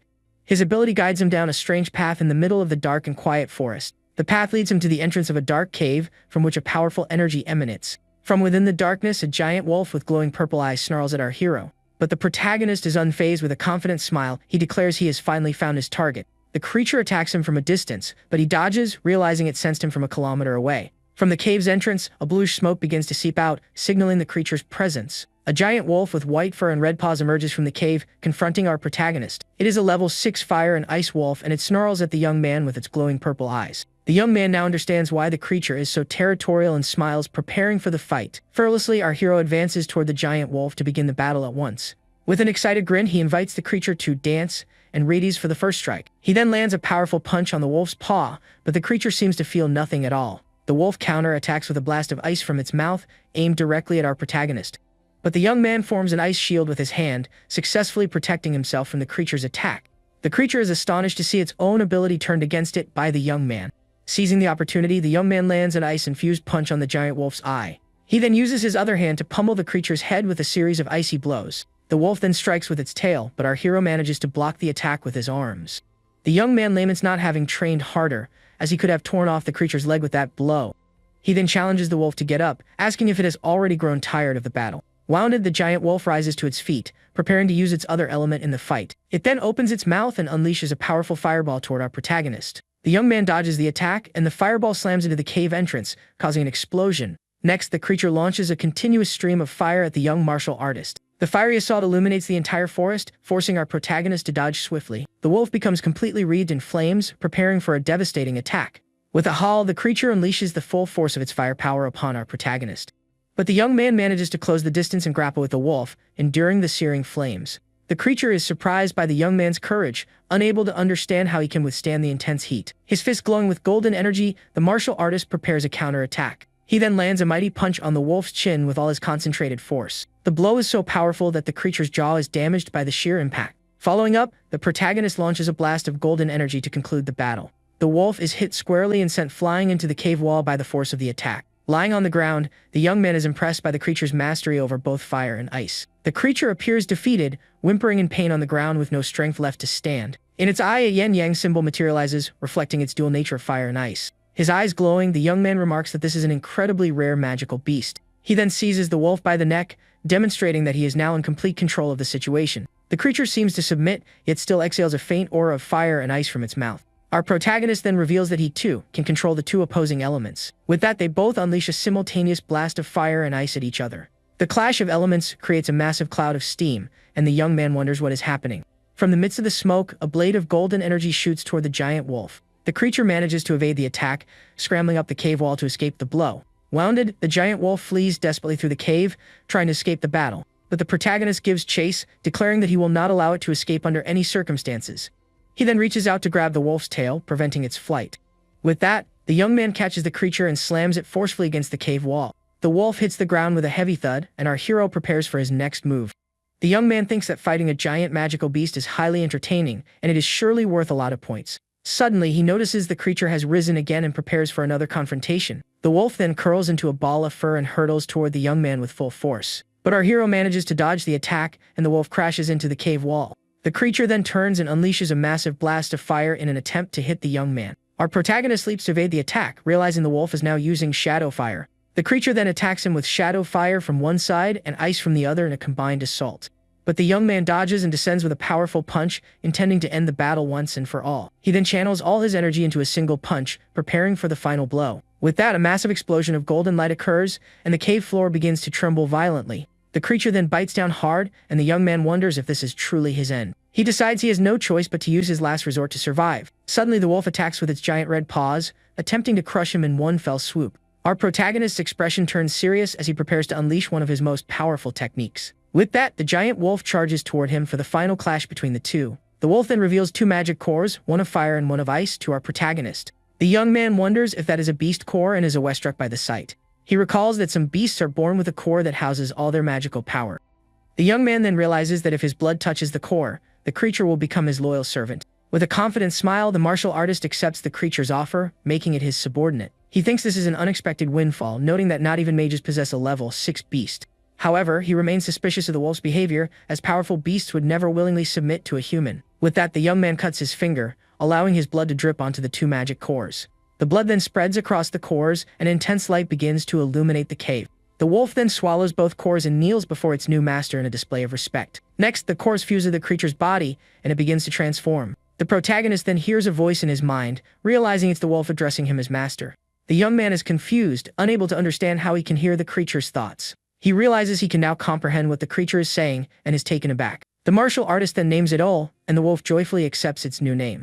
The young man wonders if the wolf territory now belongs to him, and if there might be any hidden treasures. With an intelligent look, the creature seems to perceive its new master's thoughts. The wolf then nudges him with its snout, as if in agreement with his idea. It then beckons him to follow, indicating it will show him where its treasures are hidden. All then leads him through the dark cave toward its secret treasure stash. As Ol guides him through the cave, the young man notices a strange odor emanating from some bats on the ceiling. The protagonist then covers his nose to block out the foul smell permeating the cave's air. They arrive at Ol's treasure hoard, which contains monkey bones and even some rare precious gems. At the sight of such a vast collection of treasures, the young man's jaw drops, thinking he's found paradise. But Ol informs him that this is not its true treasure and beckons him to see what truly matters. The wolf then reveals a collection of level 3 beast cores and even 2 level 6 ones. The creature explains that it consumed all the water and fire cores it could find to become stronger. The young man realizes that Ol has defeated 2 opponents as powerful as itself and is deeply impressed. To reward it, the martial artist offers it an elixir, which the wolf consumes with great delight. After eating the elixir, the creature is suffused with a golden energy and appears to feel much better. The young man explains that it is a healing potion and instructs Ol to recover and guard the treasure for him. With that, the creature accepts its first mission, proudly declaring to leave everything to it. The protagonist then prepares for his next move, with his new and powerful ally at his side. A confident smile on his face, the young man appears to be plotting something for his future at the academy. The scene then cuts to the academy's classroom building on the morning of the following day. The young man enters the classroom and takes his seat for the first lesson of the day. He yawns, mentioning he was up all night but isn't tired thanks to the sleep incense. The young man complains that Ol kept pestering him while he was trying to count his newfound treasures. A clock on the wall then begins to chime, signaling that the class is about to start. The classroom's blackboard is shown as the students await the professor's arrival. The students wonder where the professor is, as he should have been waiting for them in the room. Kai grows anxious, thinking the administration forgot to assign a professor to their class. Suddenly, they hear footsteps and a man stumbles in the room, swaying from side to side. The man then kicks a liquor bottle, complaining that he drank too much the previous night. He then slams his book onto the desk with force, startling all the students in the classroom. Our protagonist and his roommate are shocked by the new professor's dramatic entrance. The man introduces himself as Shugart, stating he's responsible for the martial arts department. The young man observes the professor intently, sensing he is no ordinary man. Shugart then writes his name on the blackboard with a piece of white chalk, his hand steady. With a yawn, he picks up his book, preparing to begin the first class of the day. Our hero's roommate is appalled by the professor's appearance and begins to sweat nervously. He cannot believe that this disheveled man is their martial arts professor. Suddenly, the professor shouts, and the sheer force of his voice sends the two young men flying backward. Kai rubs his head, wondering why the professor suddenly screamed, and our hero is just as clueless. But the protagonist recognizes the professor's swift movement as that of a highly skilled individual. He concludes that Shugart must be at least a level 5 or level 6 martial artist. The professor then instructs them not to speak without his permission and begins taking attendance. He calls for Tishy and the girl raises her hand, confirming she is present. Next, he calls for our protagonist, who also raises his hand and answers. The professor then calls for Collins, and our hero recalls having seen the girl before. Shigart announces he forgot the textbooks and appoints Tishi as the representative to go retrieve them. The girl is surprised by the appointment, wondering if he is being serious. The professor then confirms that he is indeed serious, looking at her with a determined expression.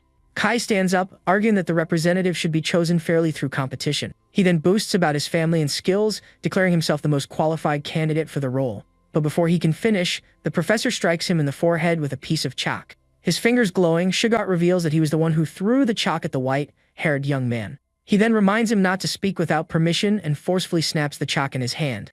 The professor sends Tishi to fetch the books and instructs everyone else to study independently. The girl is pleased with the opportunity, thinking she must seize this chance to change her destiny. Kai complains about the pain, calling the professor a jerk, while our protagonist observes him. Our hero suspects the professor has suffered a severe injury, based on the way he moves. Shigart glares back at him, and the protagonist wonders just how strong he was before his injury. The young man then states that he didn't complain about anything, and Kai calls him a coward for not speaking up. The scene cuts to a few hours later, in front of the Magic Academy's dining hall. The two friends walk together, with Kai complaining that they only had self-study because of their professor. Suddenly, the protagonist's sister appears, calling out to him with an excited smile. The young man then affectionately pats his sister's head, asking how her first class went. She tells him her teacher, Linda, is incredibly nice and even encouraged her to become class representative. The girl then asks if her brother was chosen as the representative for his department. With a smile, our protagonist informs his sister that he was not the one chosen this time. The young man then invites everyone to lunch, and Julia gets very excited at the prospect of eating. At the academy, meals are purchased with points, and the exchange rate varies for each department. The dining hall table is laden with delicious food, including cakes and other sweets for everyone. Julia eats happily, offering some of her food to her brother, who smiles beside her. Meanwhile, Kai wears an expression of pure shock and despair, unable to believe what he is seeing. He cries, complaining that the elite class received 100 points for a single coin, while they only received 10. A staff member then yells at a student, telling him to leave if he has a problem with the rules. The woman states that students without talent must work hard, and Kai feels as though his rights have been stripped away. With a smile, Julia offers some of her food to Kai, trying to cheer him up. The young man weeps with emotion, telling her she is very kind, while Lucas finds him a bit overly dramatic. As the group eats, someone approaches from behind them with slow, silent footsteps. It's Maya, the white-haired girl they rescued, and she greets them with a smile. Julia invites her to eat, but she politely declines, saying she has already eaten, and offers them cookies as a thank you. The little girl is delighted by the cookies and thanks her new friend for the delicious gift. Our hero tries one of the cookies and compliments Maya, telling her she is an excellent baker. The white-haired girl becomes shy and blushes at the compliment from our protagonist. Kai then approaches, asking the young man for a cookie, which he shares with his new friend. He introduces himself, and the protagonist thinks he cannot let Kai discover she is his ex-fiancée. With that, the young woman bids them farewell and leaves, as Julia watches her go with a smile. The protagonist yawns, thinking the dining hall is a terrible place for running into acquaintances. Just then, Mina from the student council approaches, asking if they are enjoying their food. She then leans in and whispers the young man's name, sounding a bit awkward and shy. Suddenly, Theodore, the council president, floats by using fire magic, impressing everyone. The young man claps sarcastically, and our hero thinks he is a massive show-off for using magic indoors. Alone, Theodore drinks a potion, complaining that he nearly lost control of his level 6 magic. The protagonist eats a sweet, remembering he had overheard the president muttering after the ceremony. At that moment, Professor Shigart walks past their table, accidentally knocking over a bottle. Lucas notices the movement and pays close attention to what the man is doing in the dining hall. The master then exits the dining hall, still drinking, and the young man wonders where he is headed. With tears in his eyes, the professor continues to drink from his bottle, his expression one of deep sorrow. He then staggers toward a very tall and imposing clock tower. Stumbling, the man fumbles with a door, appearing to have great difficulty opening it. Two men observe him, and one asks if Shigart is the last to arrive at the meeting yet again. The other remarks that you can't blame him after what happened, and his companion laments the situation. Inside the meeting room, the professor stretches and yawns, looking utterly exhausted. A blonde woman glares at him with a serious, disapproving expression regarding his behavior. She then closes her eyes, appearing to sigh with exasperation at her colleague's attitude. An older man announces that everyone has arrived, and the meeting can finally commence. He then reveals that the day's agenda is the Academy's magical beast-taming tournament. The director explains that the ability to tame multiple beasts is crucial for survival in the Empire. Thus, the tournament is an annual tradition, and over 2,000 level 1 beasts have been prepared. A man in a green suit then suggests that the martial arts students be excluded from the tournament. Shigart slams his hand on the table, infuriated by the other professor's prejudiced suggestion. With a furious glare, the master of martial arts vehemently opposes the idea, defending his students. The blonde woman then agrees with Shigart, stating that all students must participate in the event. Other professors concur, asserting that all students should be treated with equality. The man in the green suit doesn't understand why everyone is siding with Shigart and Linda. He wonders if they still believe the martial arts professor is a level 8 powerhouse. Nevertheless, he relents, stating that the martial arts students can participate if they insist.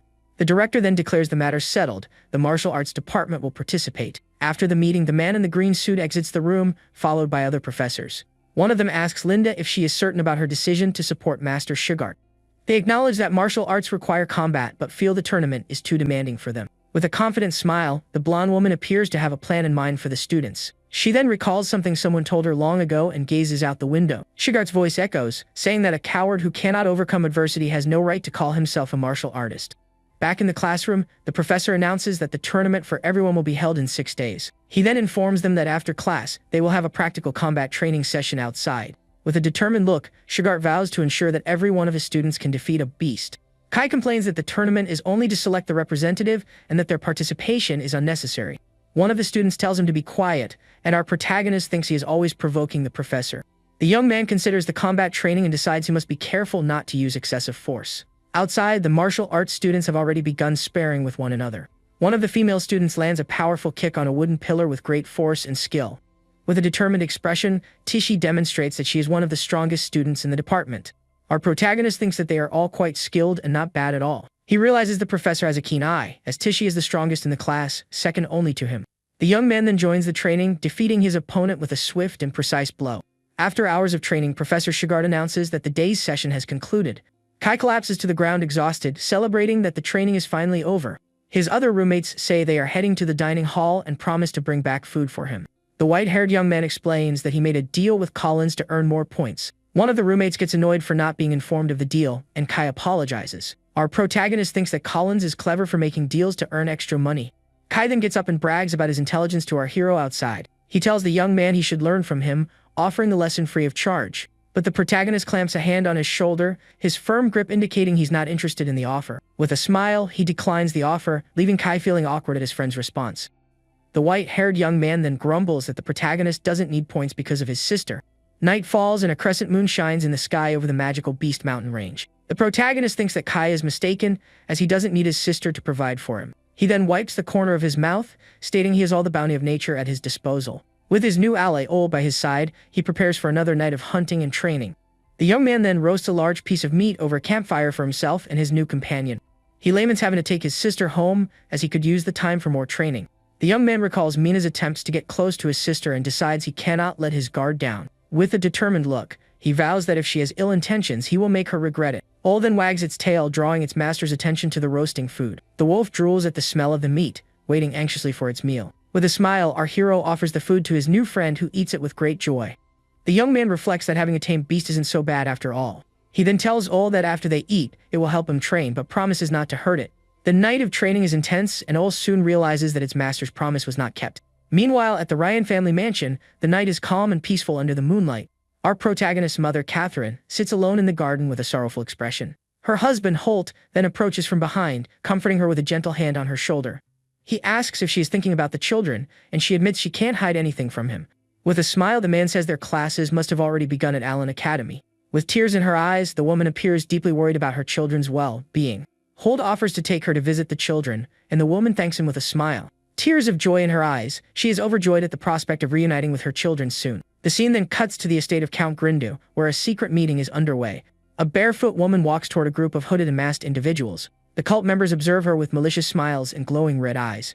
The green-haired woman then greets Jessica, expressing her pleasure that she could attend. She then invites her to take a seat and join the secret gathering of the mysterious cult. Cloaked and masked, Jessica, Jeremy's mother, appears to be involved with the malevolent group. The cult leader presents her latest creation, the Jade Dream, a highly potent potion. Jessica then takes a goblet of the beverage, preparing to sample the cult's new concoction. The leader then slices her own arm, allowing her red blood to drip into the goblets.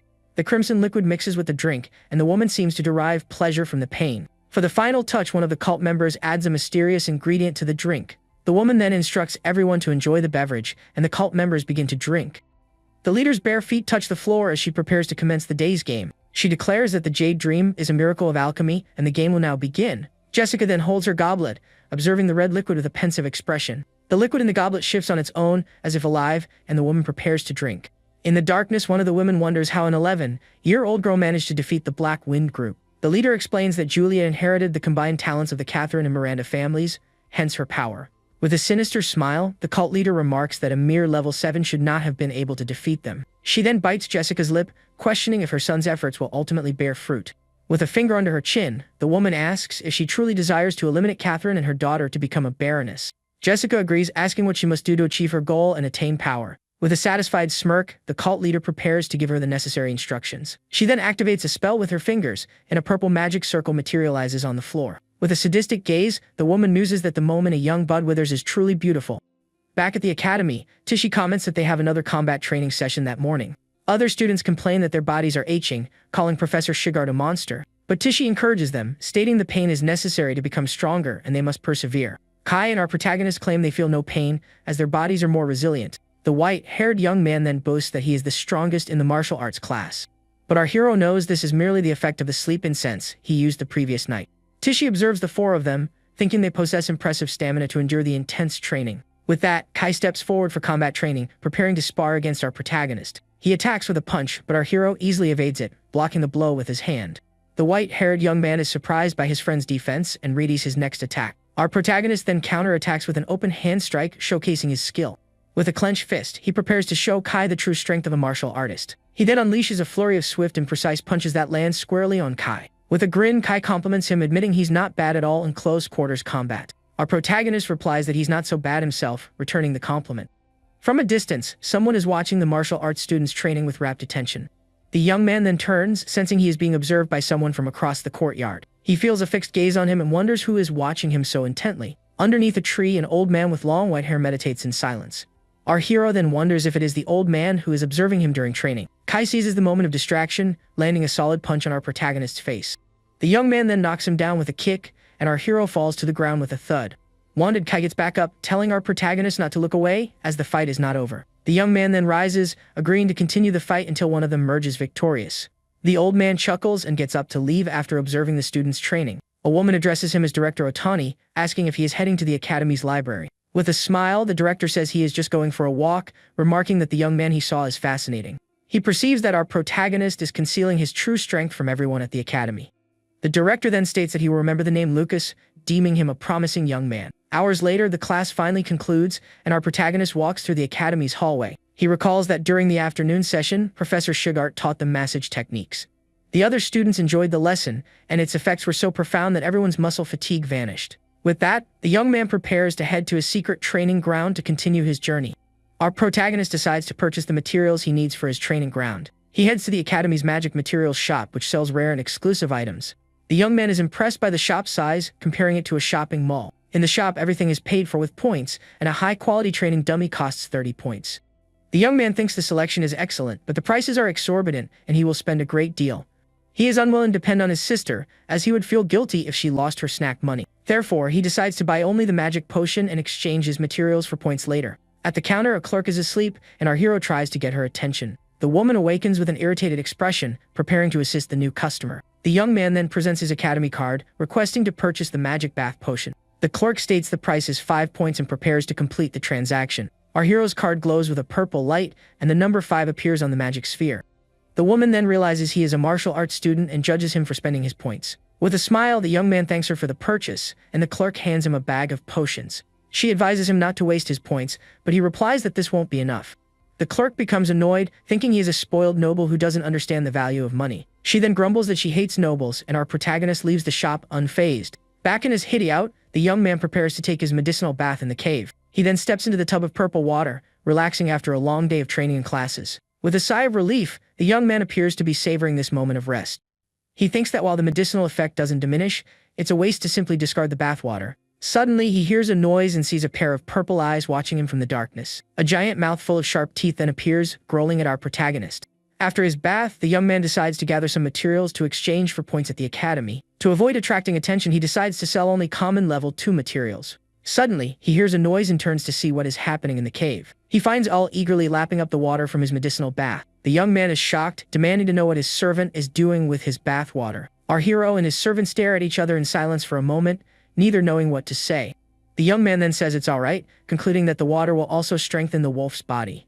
With that, the problem of waste is solved, and our hero prepares for his mission. He decides to exchange the materials gradually to avoid drawing the attention of others. At the materials shop, the clerk offers to carry his items with magic, but he declines.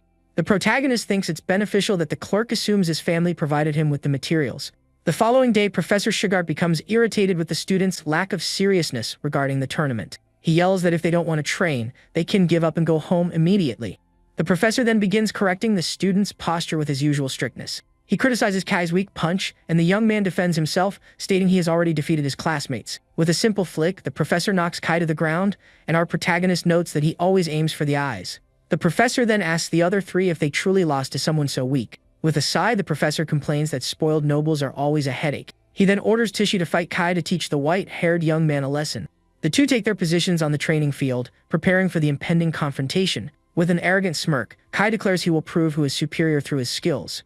Tishy simply invites him to begin the fight, her expression calm and confident. The girl then lunges forward with a powerful kick that kicks up dust, demonstrating her strength. In the blink of an eye, she assails him with a sequence of swift and precise kicks. With a wicked smile, Kai prepares to counterattack and assert his superiority. But Tishy is faster, striking him on the chin with a powerful punch that throws him off balance. She follows up with an elbow to the face, showcasing her combat technique. The girl then utilizes a water ability, hitting him with a blast of pressurized water. Kai is stunned by the girl's ability, unable to believe she can use magic. Tishy seizes the opportunity, landing a powerful kick to his face with all her strength. The white-haired young man is dazed by the blow and lets out a nervous laugh. He then tells her not to underestimate him and prepares to use his own skills. But Tishy is quicker, striking him in the chest with a precise open palm blow. The strike is so forceful that the young man is sent flying, landing hard on the ground. Our protagonist then understands why the professor chose Tishy as the representative. The professor yells for everyone to take the training seriously as our hero observes the scene. Tishy then approaches Kai, who is still on the ground, and asks if he is alright after the fight. The professor notes that Kai seems irritated and warns him that tomorrow, everyone must tame a beast.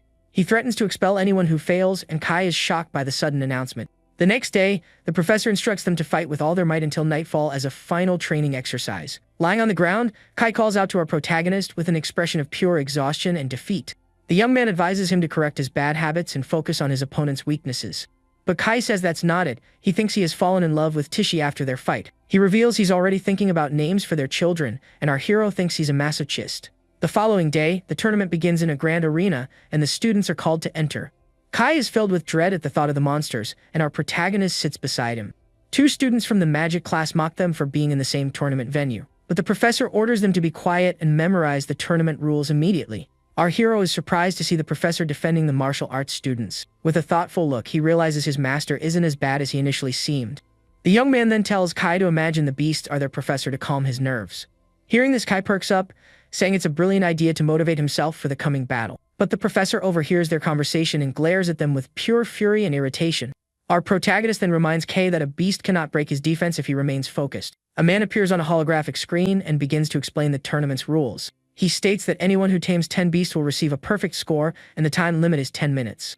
Julia then announces the start of the tournament, calling the first group of competitors to the arena. The arena is then bathed in a pink light, and Julia is transported into a barrier-enclosed space. She realizes she is in a different location and wonders how so many beasts could fit inside. Next, the girl finds herself in a dark space filled with red eyes watching her. Several giant beavers with sharp teeth appear, growling angrily at the young girl. Her staff in hand, Julia prepares to confront the creatures with her powerful magic. She then casts a purple lightning spell, declaring she has captured the small magical beasts. The blast of lightning strikes the creatures, leaving them paralyzed on the dark arena floor. The man on the screen explains that when a beast submits, a purple smoke is emitted from its body. This allows the professors to monitor the students' progress and assign scores accordingly. One of the professors is shocked by little Julia's speed and efficiency in the tournament. The young girl then completes her task, and a professor congratulates her as the next pair prepares. Her teacher, Linda, praises her for finishing in just 3 minutes, and Julia happily thanks her. The girl then asks for the location of the martial arts department so she can watch her brother. The teacher informs her that they are scheduled last, and it will be some time before they compete. While waiting, a mysterious woman observes the activity in the arena with keen interest. She wonders if our protagonist will manage to repeat his feat from the entrance ceremony. 2 hours later, one of the students complains that he only managed 1 point and fears being demoted. Another student comforts him, pointing out that apart from the elite, all the mages only scored 1 point. Kai becomes desperate, wondering if they will be able to remain in the martial arts department. But our protagonist calms him, reassuring him that they are no weaker than the mage classes. The professor then cracks his knuckles, stating they are correct and should not underestimate themselves. He explains that no one was injured because level 1 beasts are incapable of harming humans. With that, the master asserts that in close quarters combat, they are stronger than low-level mages. The students are surprised by this encouragement, and the professor grumbles, annoyed at the brat's reaction. The representative Tishi reports that she has checked and confirms that no one was indeed injured. She continues, stating that most of the mages are exhausted from expending all their mana in the test. Tishi also reveals that the arena is equipped with barriers to prevent students from being surrounded. She then advises them to flee if they cannot win and to manage their stamina wisely. The students express their gratitude and celebrate the tip, and the master thinks he made the right choice for representative. Suddenly, a man with a mocking smile says he overheard someone spying on his class. The newcomer takes a seat, remarking that without talent, they can only resort to cowardly tricks. Shigard addresses him as Greg, and the man states he came to inform them that their department is next. With a sinister smile, the man threatens to shut down the martial arts department for good. The martial arts professor remains silent, appearing deeply shaken by the threat. Greg continues, asserting that the department should never have been established in the first place. With that, he turns and leaves, laughing as Master Shigart watches him depart. Lucas is reminded of the bullies from his past life and glares at the man with hatred. The protagonist stands up, declaring that as the top student in his class, he will go first. The professor asks if he is nervous, offering to send someone else in his place. With a determined look, our hero refuses the offer, insisting he will go first himself. His eyes glowing, the protagonist declares he will enter the arena first, exactly as he had planned. He then vows to achieve a high score and silence those who look down on them. At this, his classmates are invigorated, shouting that they will show what their department is capable of. Professor Shigart observes their change in attitude, recalling how fearful they were just moments before.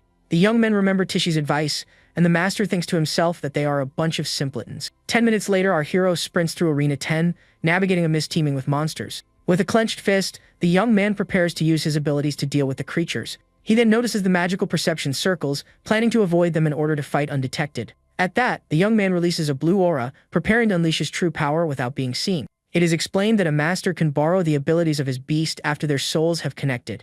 Meanwhile, in the cave, the wolf all chews on a bone, appearing very bored with the situation. The creature then wonders why its master is using its power when he is already stronger.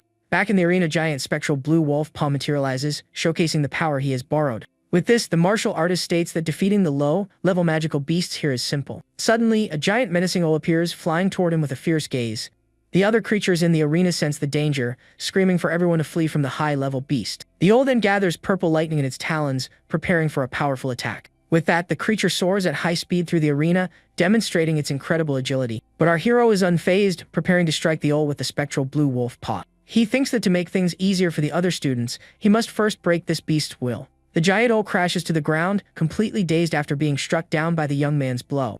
He reasons that the aura of a high-level beast will intimidate the weaker creatures in the arena. With that, the creature bows its head and a red aura of submission begins to emanate from its body. With a smile, he accepts its submission but states that he needs to tame every beast in the arena. Therefore, he says, he cannot allow the submission smoke to leak outside the barrier. The giant owl observes the young man, not quite understanding what he is planning to do. The protagonist then turns, announcing he is off to find the other beast to tame. Channeling Owl's aura, he departs, and the owl screeches that it never wants to see him again.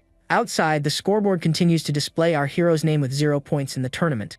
Kai grows desperate as time runs out, but Julia tells him to remain calm, confident her brother will succeed. Professor Greg simply scoffs upon seeing the martial arts department's score. He then mocks them, stating that a score of 0 means they couldn't even defeat the weakest beast. His students concur, remarking that this shows the difference between a martial artist and a mage. Professor Shigart remains silent, merely glaring at the other master with intense anger. Julia becomes furious, shouting at him not to mock her brother, as he is incredible even without magic. Greg is irritated, thinking the elite class is as blind as Professor Linda for defending him. He then tells the girl that the results speak for themselves, leaving no room for discussion. Suddenly, the scoreboard shows that Lucas Ryan has earned his first point in the tournament. Kai and Tishi celebrate with relief, as this means he can remain in the department with them. A professor scoffs at their celebration, pointing out that the highest score in his class was 5. But to the man's astonishment, the score for our protagonist continues to climb without pause. Reaching 5 points, Professor Greg becomes annoyed as the young man's classmates cheer wildly. The man cannot believe the department of useless students has matched the score of his top pupil. Inside the arena, the young man has intimidated all the beasts, making it easy for his classmates to score. With that, he thinks that now he just needs to achieve his perfect score and leave. At that, the martial artist begins taming all the creatures with incredible speed. One after another, the beasts are subjugated by our protagonist's overwhelming power.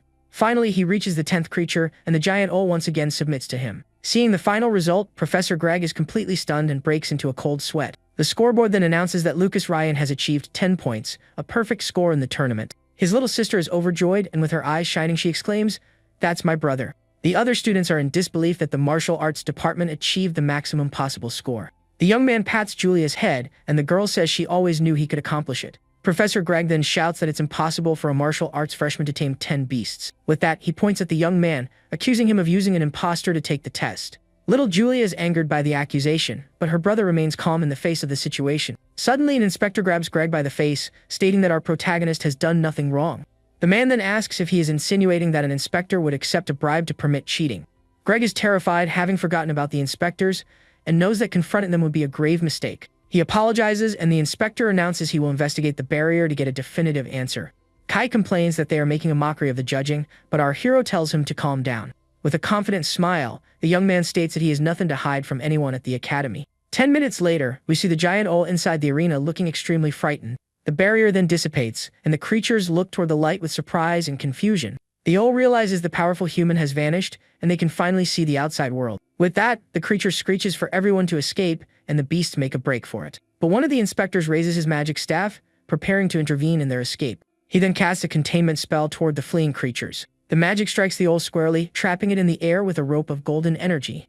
The inspector notes that the beasts are agitated, but not weak enough to warrant being replaced. One of the men then asks his colleague if he believed the students scored fairly.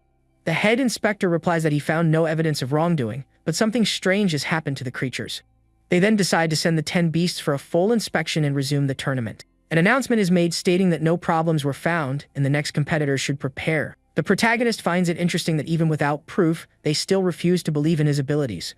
But with a confident look, he appears to be one step ahead of everyone at the academy. He glances at Tichy and his master, thinking that the real surprise is yet to come. The scene then cuts to Tichy, who runs into the arena for her own test. With a determined look, the girl tells herself that she cannot lose to Lucas. Inside the barrier, the young woman confronts a gray wolf and prepares for battle. The girl lunges, delivering a swift sequence of powerful blows to the gray wolf with great agility. She thinks that if she can't defeat it in 30 seconds, she will change tactics and head for the gate. She then leaps onto the creature's back to continue her assault and attempt to finish it. The wolf then catches our hero's scent and wonders if he is still somewhere in the arena. The representative prepares another strike with her clenched fist, aiming to end the battle. But the creature submits instantly, and the girl is greatly surprised by the wolf's reaction. She wonders how a level 3 shadow wolf could have submitted so easily and quickly. The young woman becomes pensive, questioning if it was a mere coincidence or something more. With a confident smile, she realizes that perhaps her department is not so weak after all. With that, she moves on to the next creature, attacking it with a powerful punch to the face. Her score then rises rapidly as she defeats a giant boar with ease. Kai cheers for her excitedly as her score continues to climb relentlessly on the board. The girl shouts with determination, successfully taming her 6th creature in the academy tournament. A saber-toothed tiger is startled, and she quickly reaches 9 points in the arena. The final creature is defeated, and the young woman achieves the maximum score of 10 in the tournament. The scoreboard then announces that Tishi Himaru has also achieved a perfect score of 10 points. Kai is stunned, commenting that she was even faster than our protagonist in the test. The girl then requests that these beasts also be sent for a detailed inspection. She thinks that the beasts are not so frightening, and that martial artists are not inherently weaker. With that, match 3 begins, and we see another student defeating a purple bat creature. The young man defeats the creature with a beam of golden energy, celebrating his victory.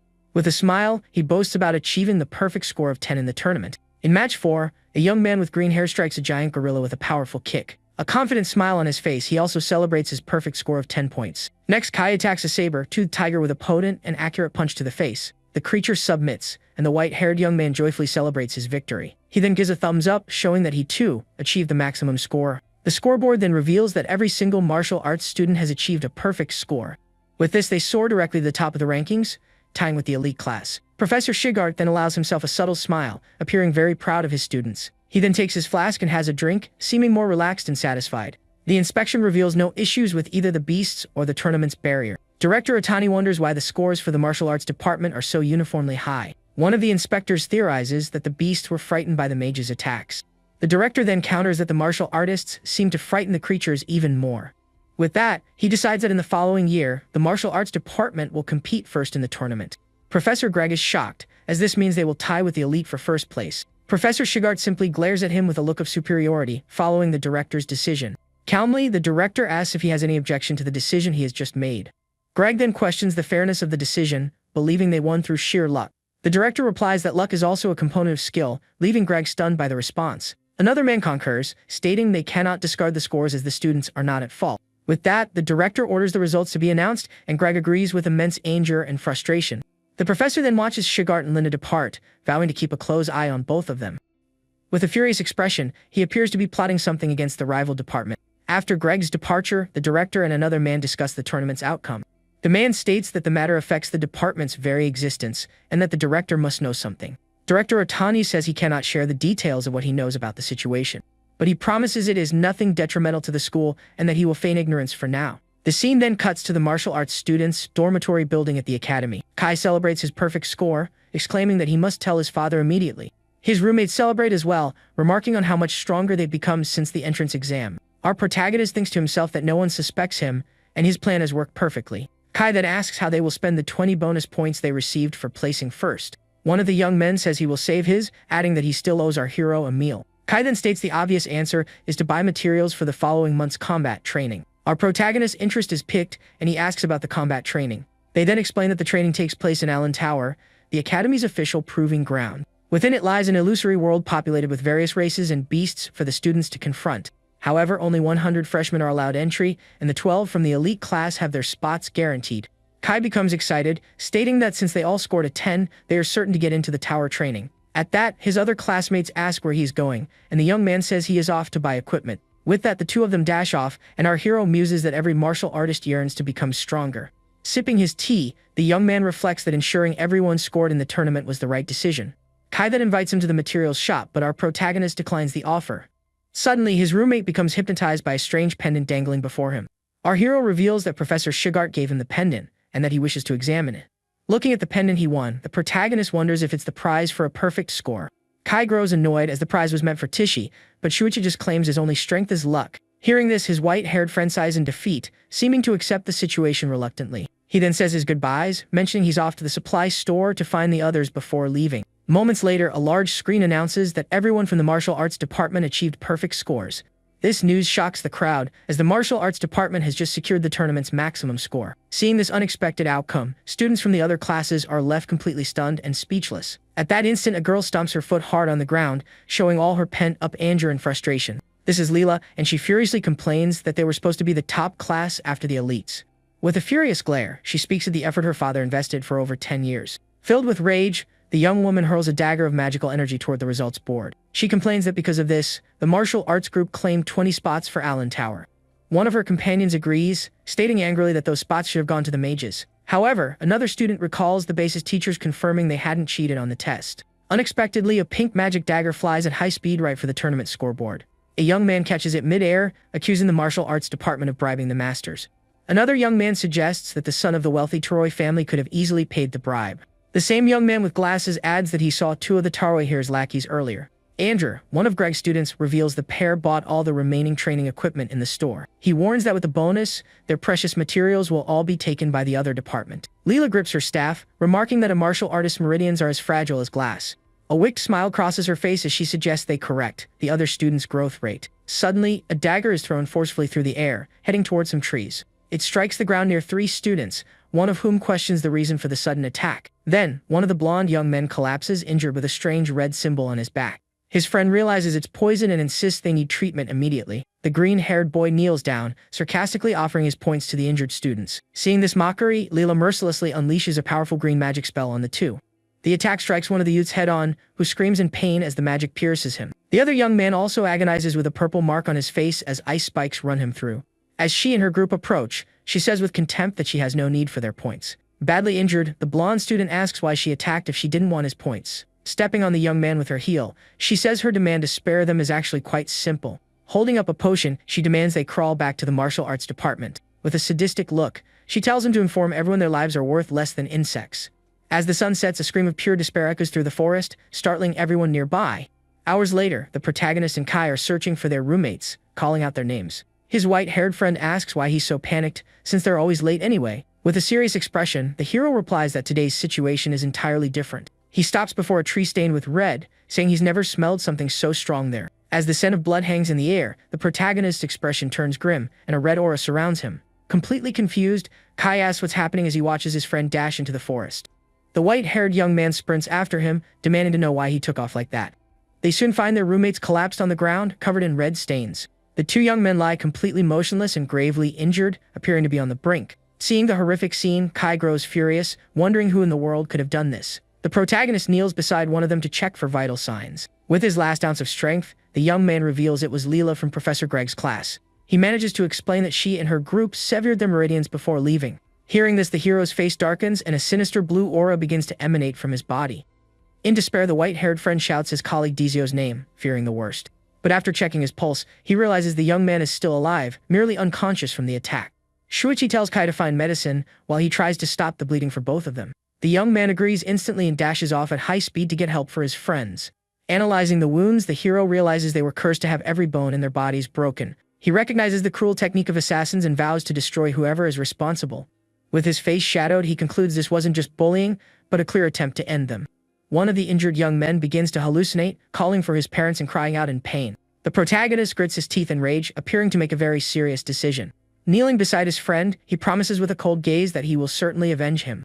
At that moment, Kai and Tishi arrive at a run, calling out to the protagonist as he tends to the injured. Shocked, they ask if their friends were attacked, and Kai explains he ran into Tishi on the way. Shuichi stands, explaining they are in immortal danger but will need to rest for several days. Relieved but still furious, his white-haired friend vows he will never forgive those responsible. Kai announces he's going to the student council, but Tishi warns they won't be taken seriously there.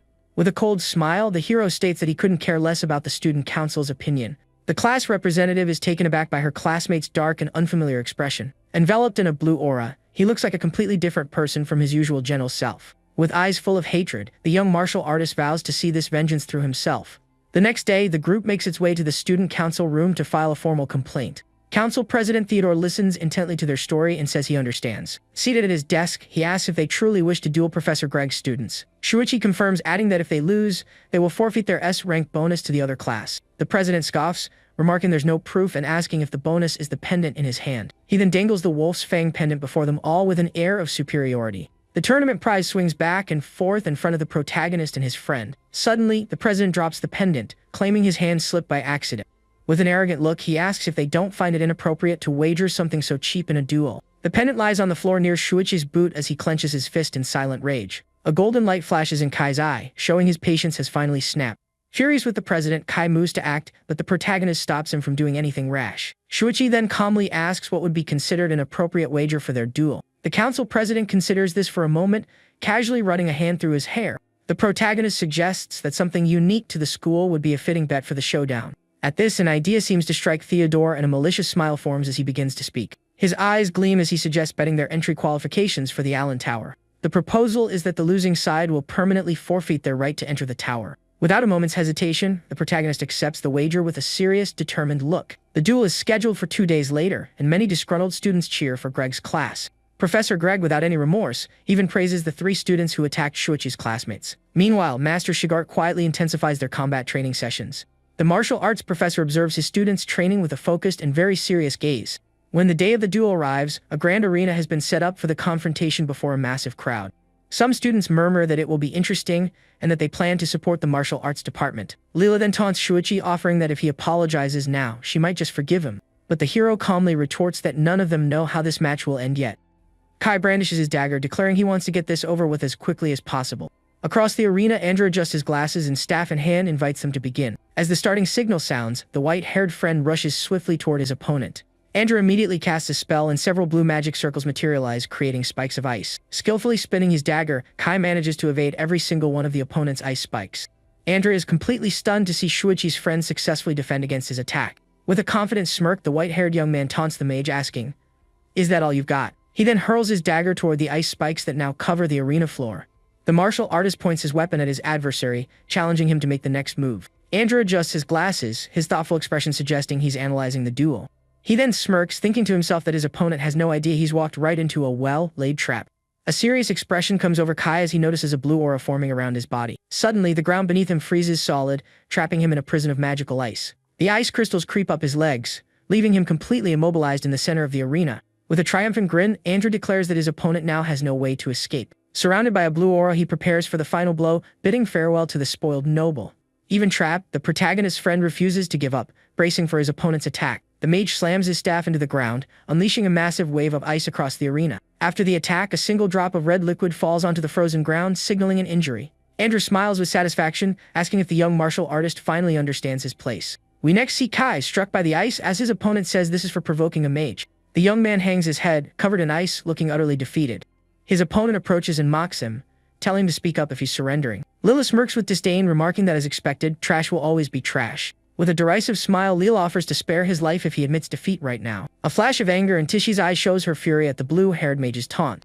Shuichi then asks how long they plan to keep spouting nonsense before they're satisfied. In response, Kai challenges the ice magic with a fairy aura, a lava orb forming in his hand. "You idiot!" Lila exclaims, her face a mask of panic and surprise at his reckless move. Andrew senses the imminent danger and yells for his teammate to flee the arena immediately. The lava orb then detonates, creating a massive, fiery explosion that engulfs the arena. The force of the blast hurls Andrew backward, kicking up a thick cloud of dust. In shock, the mage realizes it was lava jelly and questions his opponent's sanity. Seizing the opportunity, Kai charges at high speed toward the stunned mage. He lands a devastating punch, shattering his opponent's magical defense circle.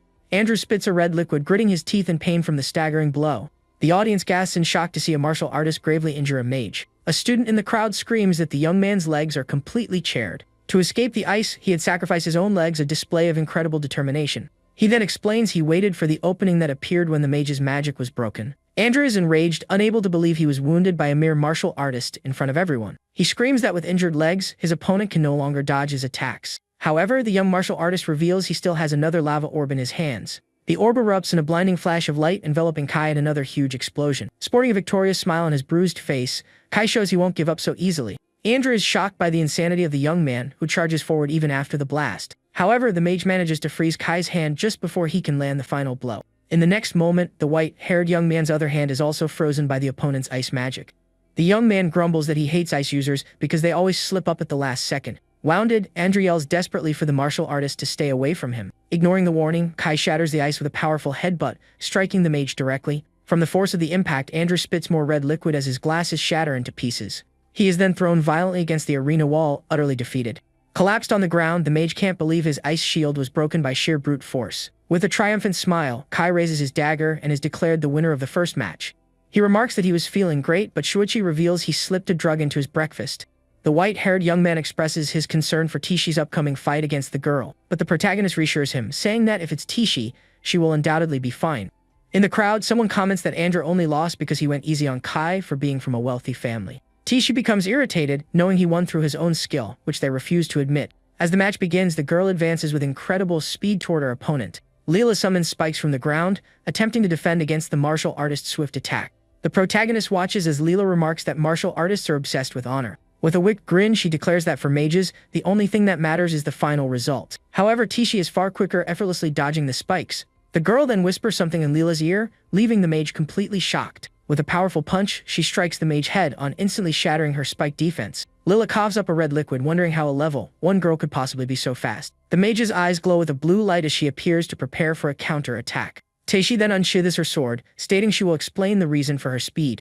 Grabbing Leela by the arm, she says there is a core teaching in the martial artist's code. Her eyes glowing within a fiery aura, she proclaims they must protect human life. Shocked, the mage uses her plant magic to try and break free from her opponent's grasp. The martial artist then strikes Leela's mana meridians with a series of lightning-fast blows.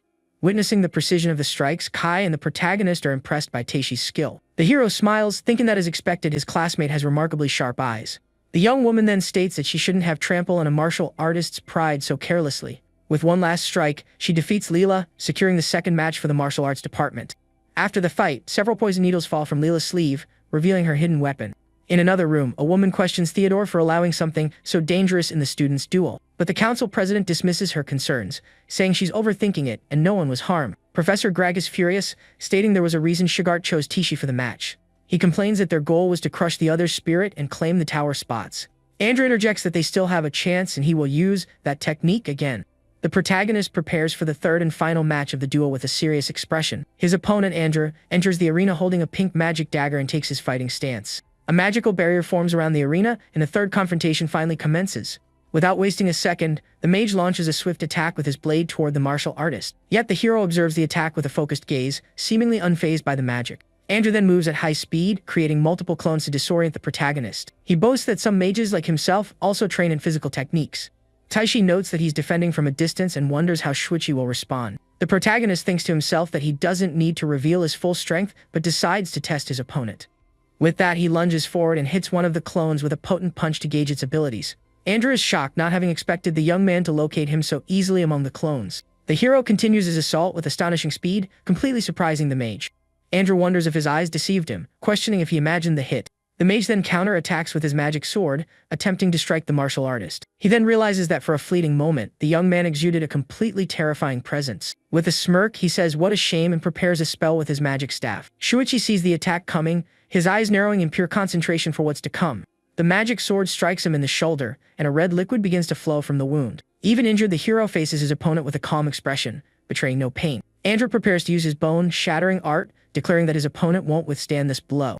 "I will crush every bone in your body," Andrew screams, channeling his special technique. With a look full of hatred, he seems certain his technique will work perfectly. But to his utter astonishment, the bone-shattering art has no effect on the martial artist at all. Kai is dumbfounded, wondering what his friend did to completely negate the mage's attack. The mage accuses the hero of bluffing, claiming he has no secret move. The protagonist then seizes Andrew's arm with a powerful grip, preparing for the final blow. Andrew struggles to break free, but the hero holds him fast, stating, "That's enough." With a calm gaze, the martial artist announces that it is now his turn to attack. He stomps forcefully on the arena floor, preparing one of his most powerful moves. The stomp creates an immense shockwave, kicking up a thick cloud of dust and debris. The mage is shocked that a level 1 martial artist could create such a wave with a single leg. The hero states that now no one can see them and asks if his opponent is ready for the end. Andrew screams in terror as the protagonist attacks with a sword of purple magical energy. With a swift and precise blow, the hero strikes the mage, sending him crashing to the arena floor. The energy sword hits him squarely and a red liquid begins to stream from the wound. Lying on the ground with no strength left to fight, the mage finally admits defeat. The protagonist observes his defeated opponent with a serious expression, not uttering a word. In the audience, Professor Greg furiously shouts that with his skill, he could have won easily. Master Shigard observes that the other professor doesn't even realize how badly his student is hurt. With a concerned look, he thinks that this whole situation could still escalate into a major problem. Kai celebrates that the martial arts department has swept all matches in the duel. The other students from the class also cheer for their unexpected victory against the mages. Teishi senses a new danger and shouts for the protagonist to watch out for an incoming attack. Andrew lunges forward in a rage, his magic sword ready to strike Shuichi from behind. In the crowd, a black-haired girl is shocked, whispering that what just happened is impossible. She recognizes the move as the advanced meridian, burning technique from the ancient texts. Her eyes turn red as she notes that no martial artist has been capable of using that for 100 years. She then wonders who the protagonist truly is, observing him from a distance with great curiosity. The other students celebrate the win, calling the mages cowards for using surprise attacks. One female student gets carried away, declaring that from now on, she'll challenge any mage who looks at her the wrong way. Teishi tries to calm everyone down, saying she just had a better than average performance. With a smile, she gives her friend a hearty slap on the back, making him cringe from the force. Professor Shigard appears and scolds his students for getting so easily carried away by victory. One of the female students becomes angry, vowing to get stronger and make them regret it. The hero reflects that the master is right, they need to have confidence, not arrogance. A blonde woman approaches the professor, commenting that he's starting to sound like a true master. The master replies he just doesn't want his students to end up like him, and asks what she wants. The woman hands him an envelope, speaking of the ancient, forbidden art of the Meridian Smasher. Shigard's hand begins to tremble, revealing the dark veins that indicate his poor health. In the infirmary, Andrew lies in a bed, apparently recovering from his injuries. A carriage pulls up to the academy, and a man with a very serious expression steps out. He clenches his fist tightly, a clear display of his anger and frustration with the situation. Professor Greg wonders how a simple freshman duel escalated into such a huge mess. A white-haired man laments that his son's magical meridians have been destroyed. Greg then demands a severe punishment and the immediate disbandment of the martial arts department. At that moment, Master Shigard angrily smashes a bottle on the floor upon hearing the accusations. He agrees that the culprit deserves a severe punishment, then glares at the other professor. The master proceeds to accuse the trio of mages of having gravely injured 2 of his own students. With a furious look, he asks the director to punish Greg and the others according to the rules. Professor Greg wonders if the other side was planning to eliminate them during the duel all along. He doesn't understand why the martial arts master is only bringing this up now. The man shouts at them not to change the subject and to focus on the forbidden technique used. However, Master Shigart points out that this technique is not something a novice martial artist could use. The other professor agrees, saying the incompetent son of the Ryan family wouldn't be capable. The master then snaps his fingers, retorting that an advanced martial artist could use the technique. Professor Greg realizes the only advanced martial artist present was the master himself. A smirk forms on his face as he asks if Master Shigart might be the real culprit. With a look of pure contempt, he points a finger directly at the other master, making a direct accusation. But the martial arts master calmly replies that if he could use it, he would have used it on him long ago. The director then asks how he explains his student's current condition if the technique wasn't used. Master Shigard ironically suggests that perhaps it's all just karma coming back around. He explains that he asked the protagonist, who denied using any forbidden techniques in the fight. The hero theorized that Andrew paid black market assassins to learn how to torture people. The young martial artist also suggested he was worried about this information getting out. Therefore, the master concludes, someone powerful from the underworld used the duel as an opportunity to act. The academy's director listens to the theory with a thoughtful expression, stroking his chin. Furious, Professor Greg shouts that they can't dismiss the issue with baseless rumors. Another professor agrees, stating it's all just speculation with no evidence. But Shigart argues his hypothesis is far more credible than a novice using an ancient technique. The master then warns that if they earn this person's resentment, things will become very serious. Night falls over the academy as the crescent moon illuminates the sky with its soft glow. The director makes his way to the academy library, holding a lantern to light his path. He searches the shelves for a specific book, finally locating it in a dusty corner. Holding the book, he notices the dust has been wiped clean, proof that someone recently handled it. The man opens the book and begins to carefully flip through its pages. He studies an illustration that shows the correct hand form for using the forbidden technique. With a satisfied smile, the director seems to have discovered something important about the case. He continues to read the ancient tome by lantern light in the middle of the dark library. The scene then shifts to a hot spring located in the region's magical Beast Mountain range. The protagonist is preparing a glowing potion for the final treatment of his injured friends. The two injured young men step into the water, and a blue energy immediately begins to heal their wounds. The hot spring's water glows intensely as the healing process continues within the cave. One of the young men grits his teeth in pain as he feels the healing energy course through his body. The blue aura envelops the young man's bandaged arms, regenerating his tissues and bones. The healing energy also flows through the other young man's legs, restoring his strength and vitality. The second young man also feels the pain of the process, groaning as his injuries are mended. The blue aura concentrates on his back, healing the wound and removing the mage's curse. The protagonist watches, telling them to endure the pain just a little longer to be fully healed. He then reveals that martial artists like mages can also use healing techniques. Several days later, in the city of Dak, Shuichi's parents arrive to visit their children. Their carriage stops, and they alight, eager to see their children after so much time has passed. The mother remarks that it's been a long time, and the father agrees they will see them soon. She observes the city, commenting that nothing has changed since her last visit. The father then calls her name, seeming to notice a hint of sadness in her distant gaze. The mother smiles, telling him not to worry and that she was merely lost in memories of the past. The carriage then continues on its way through the city streets, heading toward the youth's academy. With tears welling in her eyes, the mother appears both moved and surprised by something she sees in the distance. A man on horseback approaches them, holding the reins with a calm expression. This is Saint Miranda, Catherine's younger brother and Awa's father, who comes to greet them. 10 years ago, Beastmen tribes launched a massive assault on the Empire's borders. The monstrous creatures attacked with ferocity, baring their sharp teeth and claws. People banded together to resist the Beastmen armies in a bloody, hard-fought battle. During this war, the young mage Catherine Miranda fought bravely against the creatures. She used her powerful magic to vanquish the monsters and protect her comrades. It was there she met the young commander Holt Ryan, and the two fought side by side. With a confident smile, the knight fearlessly faced the monsters on the battlefield. The young mage watched him with admiration as they battled the enemy forces together.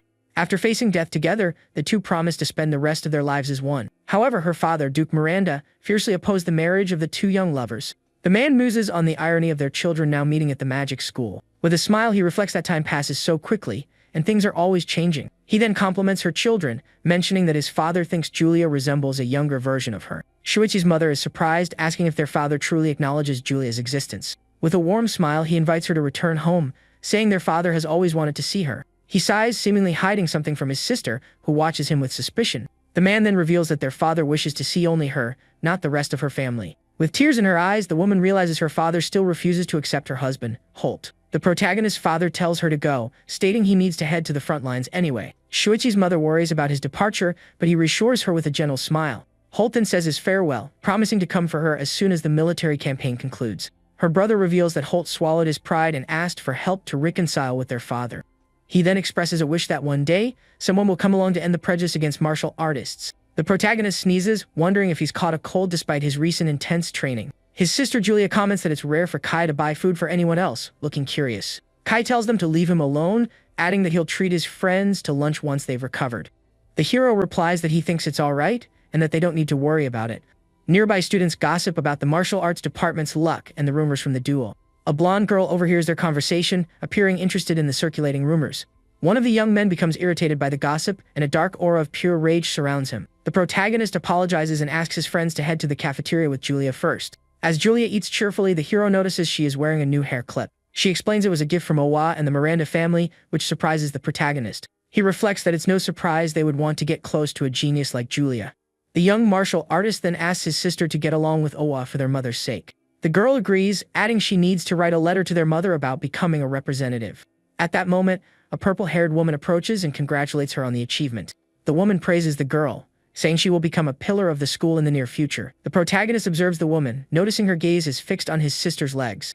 A young man nearby gets annoyed by the woman's behavior and scolds her for staring at the girl. The black-haired woman who watched the protagonist during the duel silently observes the scene. A little earlier, a blonde teacher had stated that Julia surpasses the other student in every aspect. For that reason, she concluded the protagonist's sister was more suitable to be class representative. She then asked the black-haired girl to please understand her decision regarding the position.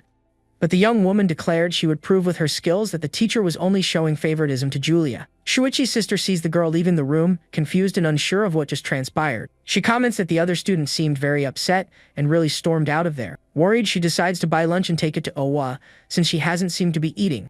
The purple-haired woman then asks if Julia is close with the other girl in their class. The protagonist's sister confirms this and praises Owa's mental magic, calling it incredible. The woman agrees that mental magic is rare, but seems to be withholding some information. She touches the table, and a blue magic circle forms around the group of students.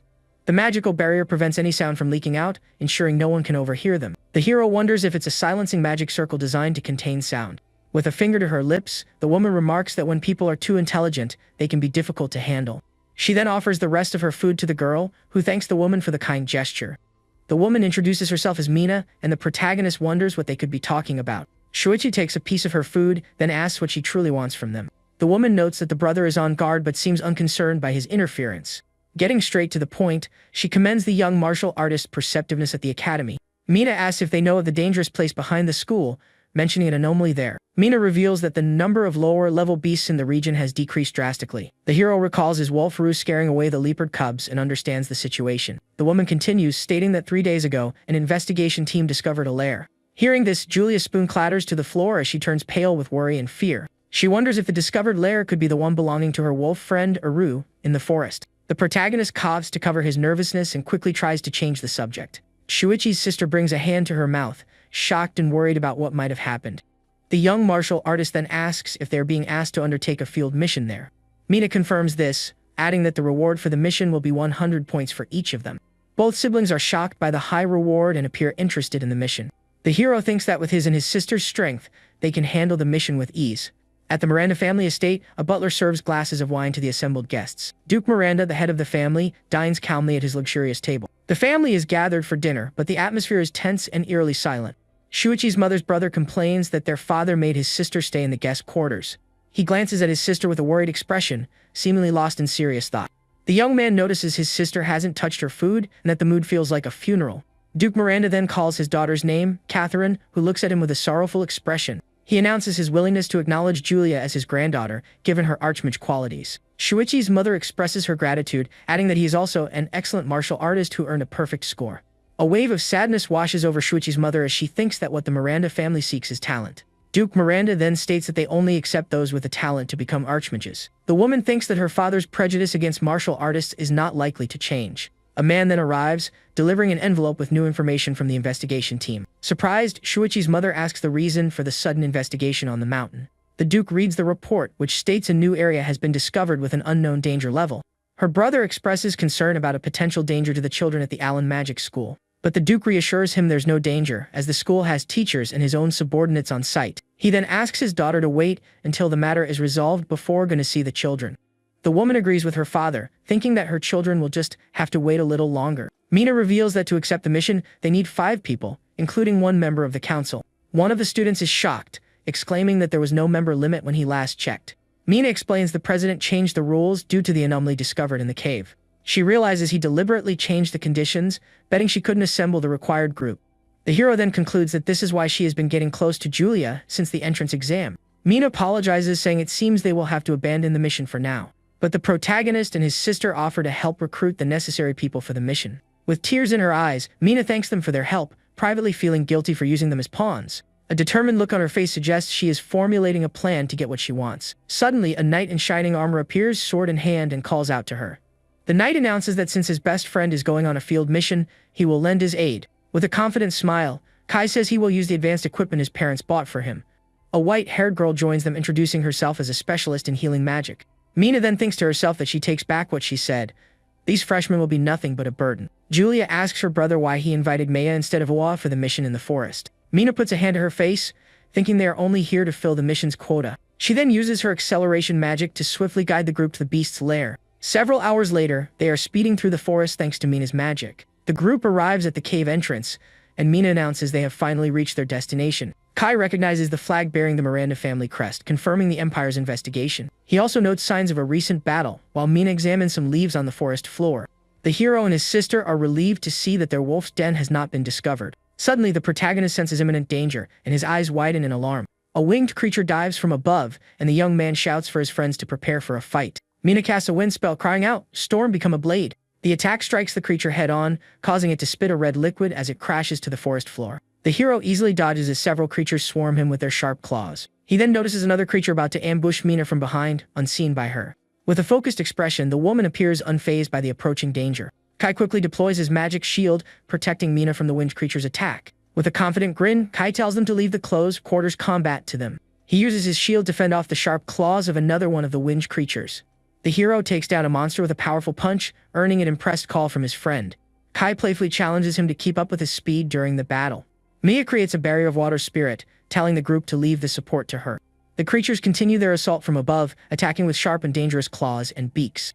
Mina thinks to herself that it's been a while since she felt everyone coordinating so perfectly together. She explains that the beast dislikes wind and lightning magic, then instructs Julia to attack. A glint in Mina's eyes suggests she is plotting something for the battle's outcome. Shuichi's sister then unleashes a powerful spell from her bright pink magic staff. Her eyes glowing with power, she uses her barrier magic to ensnare the creatures. A dome of purple energy materializes, trapping the monsters and leaving them vulnerable. The barrier electrocutes the creatures with powerful lightning, leaving them completely paralyzed. The girl's staff continues to crackle with purple energy, a testament to her immense magical power. The protagonist comments that his sister's lightning magic possesses incredible power. Julia calls out to Mina, but the woman seems distracted and doesn't respond. The girl then asks if she said something, but Mina pretends she didn't hear anything. She says it was nothing, and the two continue walking through the forest after the battle. Mina thinks to herself that she underestimated the capabilities of these pawns, and smiles at the thought. The white-haired girl uses her healing magic to treat one of Mina's minor injuries. Kai praises the girl's instant healing, saying she's like a goddess with her magic. Shyly, the girl dismisses it as an exaggeration, but then imagines the protagonist calling her a goddess. At the thought, a pink explosion goes off in her head, leaving her completely embarrassed. The hero watches her confused as she wonders why she is thinking such things. The group then proceeds into the cave, with Mina remarking on how enormous it is inside. Her magic staff illuminates the path, revealing the vastness of the dark cavern. Julia is impressed, noting that there is an even larger chamber deeper inside. The two girls lead the way, Mina's light guiding the group through the oppressive darkness. Kai is also surprised, pointing out another passage wide enough for an entire army. The protagonist concludes that the cave has been artificially excavated and may hide underground monsters. He warns the group to stay alert, as the deeper they venture, the more dangerous it will become. Without warning, several goblins leap from the shadows, attacking the group with sharp axes. Julia immediately launches a sphere of purple energy, electrocuting the creatures with powerful lightning.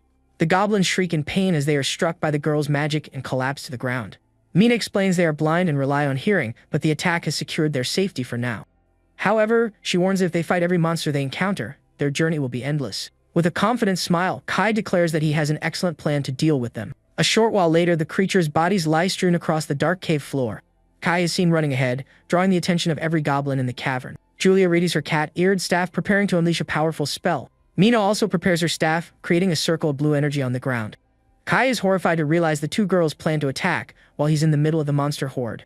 The two then launch their combined spells toward the swarm of creatures in the cave. Their magic strikes the goblins head-on, creating a powerful explosion of light and purple energy. The girls' combined explosion generates an immense shockwave that devastates everything in its path.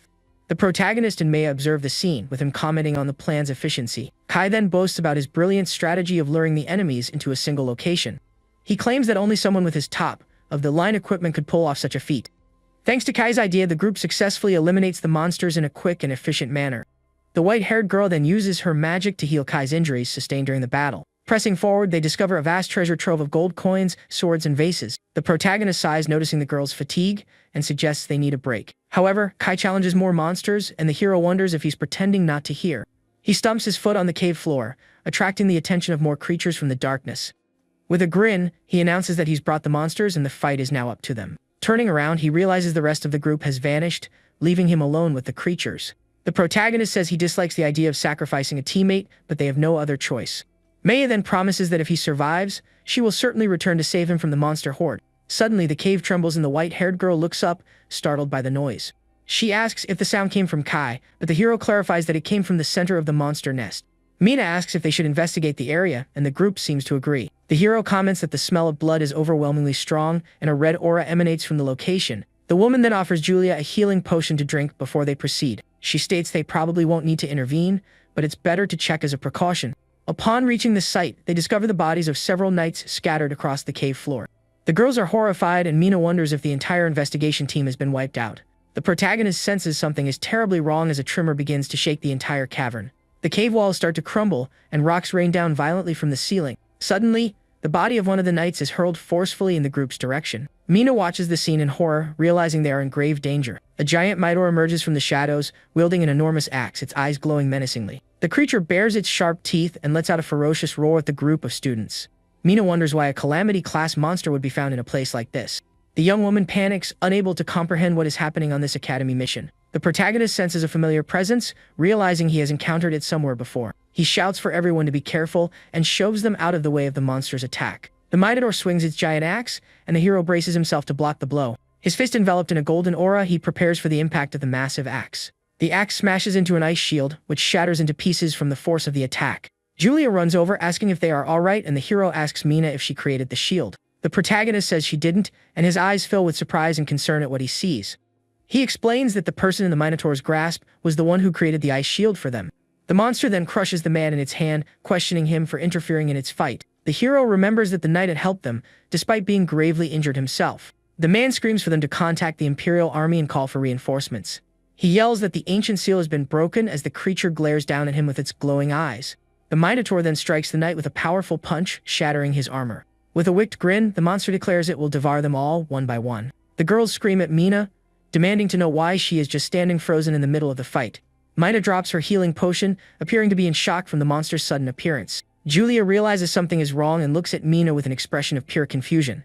The Minotaur then turns, fixing its furious gaze upon the white-haired girl. She launches an ice spell at the monster, retorting that it's the one talking nonsense. A massive explosion of ice engulfs the Minotaur, creating a thick cloud of steam. The white-haired girl urges them to go quickly and report what is happening here. Mina and Julia agree, preparing to flee the cave and seek help for the battle. The protagonist apologizes for being unable to save him and promises to return for vengeance. The man screams at them to escape the cave as fast as they can to save themselves. With a sad smile, he freezes himself along with the Minotaur to buy them time to escape. He thinks to himself that he has done all he can, sacrificing himself to save the students. The knight encases both the Minotaur and himself in ice in a final act of sacrifice. But the monster shatters the ice with ease, roaring furiously at the man's treacherous attack. The Minotaur opens its giant maw, preparing to devour the sacrificed knight. Suddenly, purple lightning strikes the creature, stopping it from consuming the man. The monster screams in agony from the lightning attack, and the knight falls from its mouth to the ground. Julia shouts that he is not an insect, but a great warrior who fought bravely. Manga casts a water spell to cushion the knight's fall, saving him from certain doom. Mina then conjures a powerful wind bomb and hurls it at the giant monster. She yells at the protagonist, demanding to know why he is running toward the fight.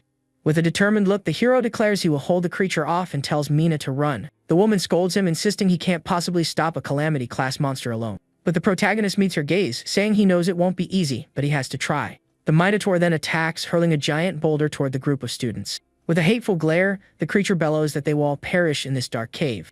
The hero tells her to leave with the others and to leave the monster to him. Mina then declares that as vice president, it is her responsibility to protect everyone here. The protagonist thinks to himself that she has more courage than he expected, surprised by her resolve. The woman reveals she used magic to contact Kai and request rescue at the cave's entrance. The Minotaur lets out a ferocious roar, preparing to attack the group with its full strength. The group braces for a combined attack but realizes they cannot win against such a monster. The protagonist tells Mina to believe in everyone as he prepares for battle with the Minotaur. He then unleashes a beam of golden energy from his fist toward the giant monster.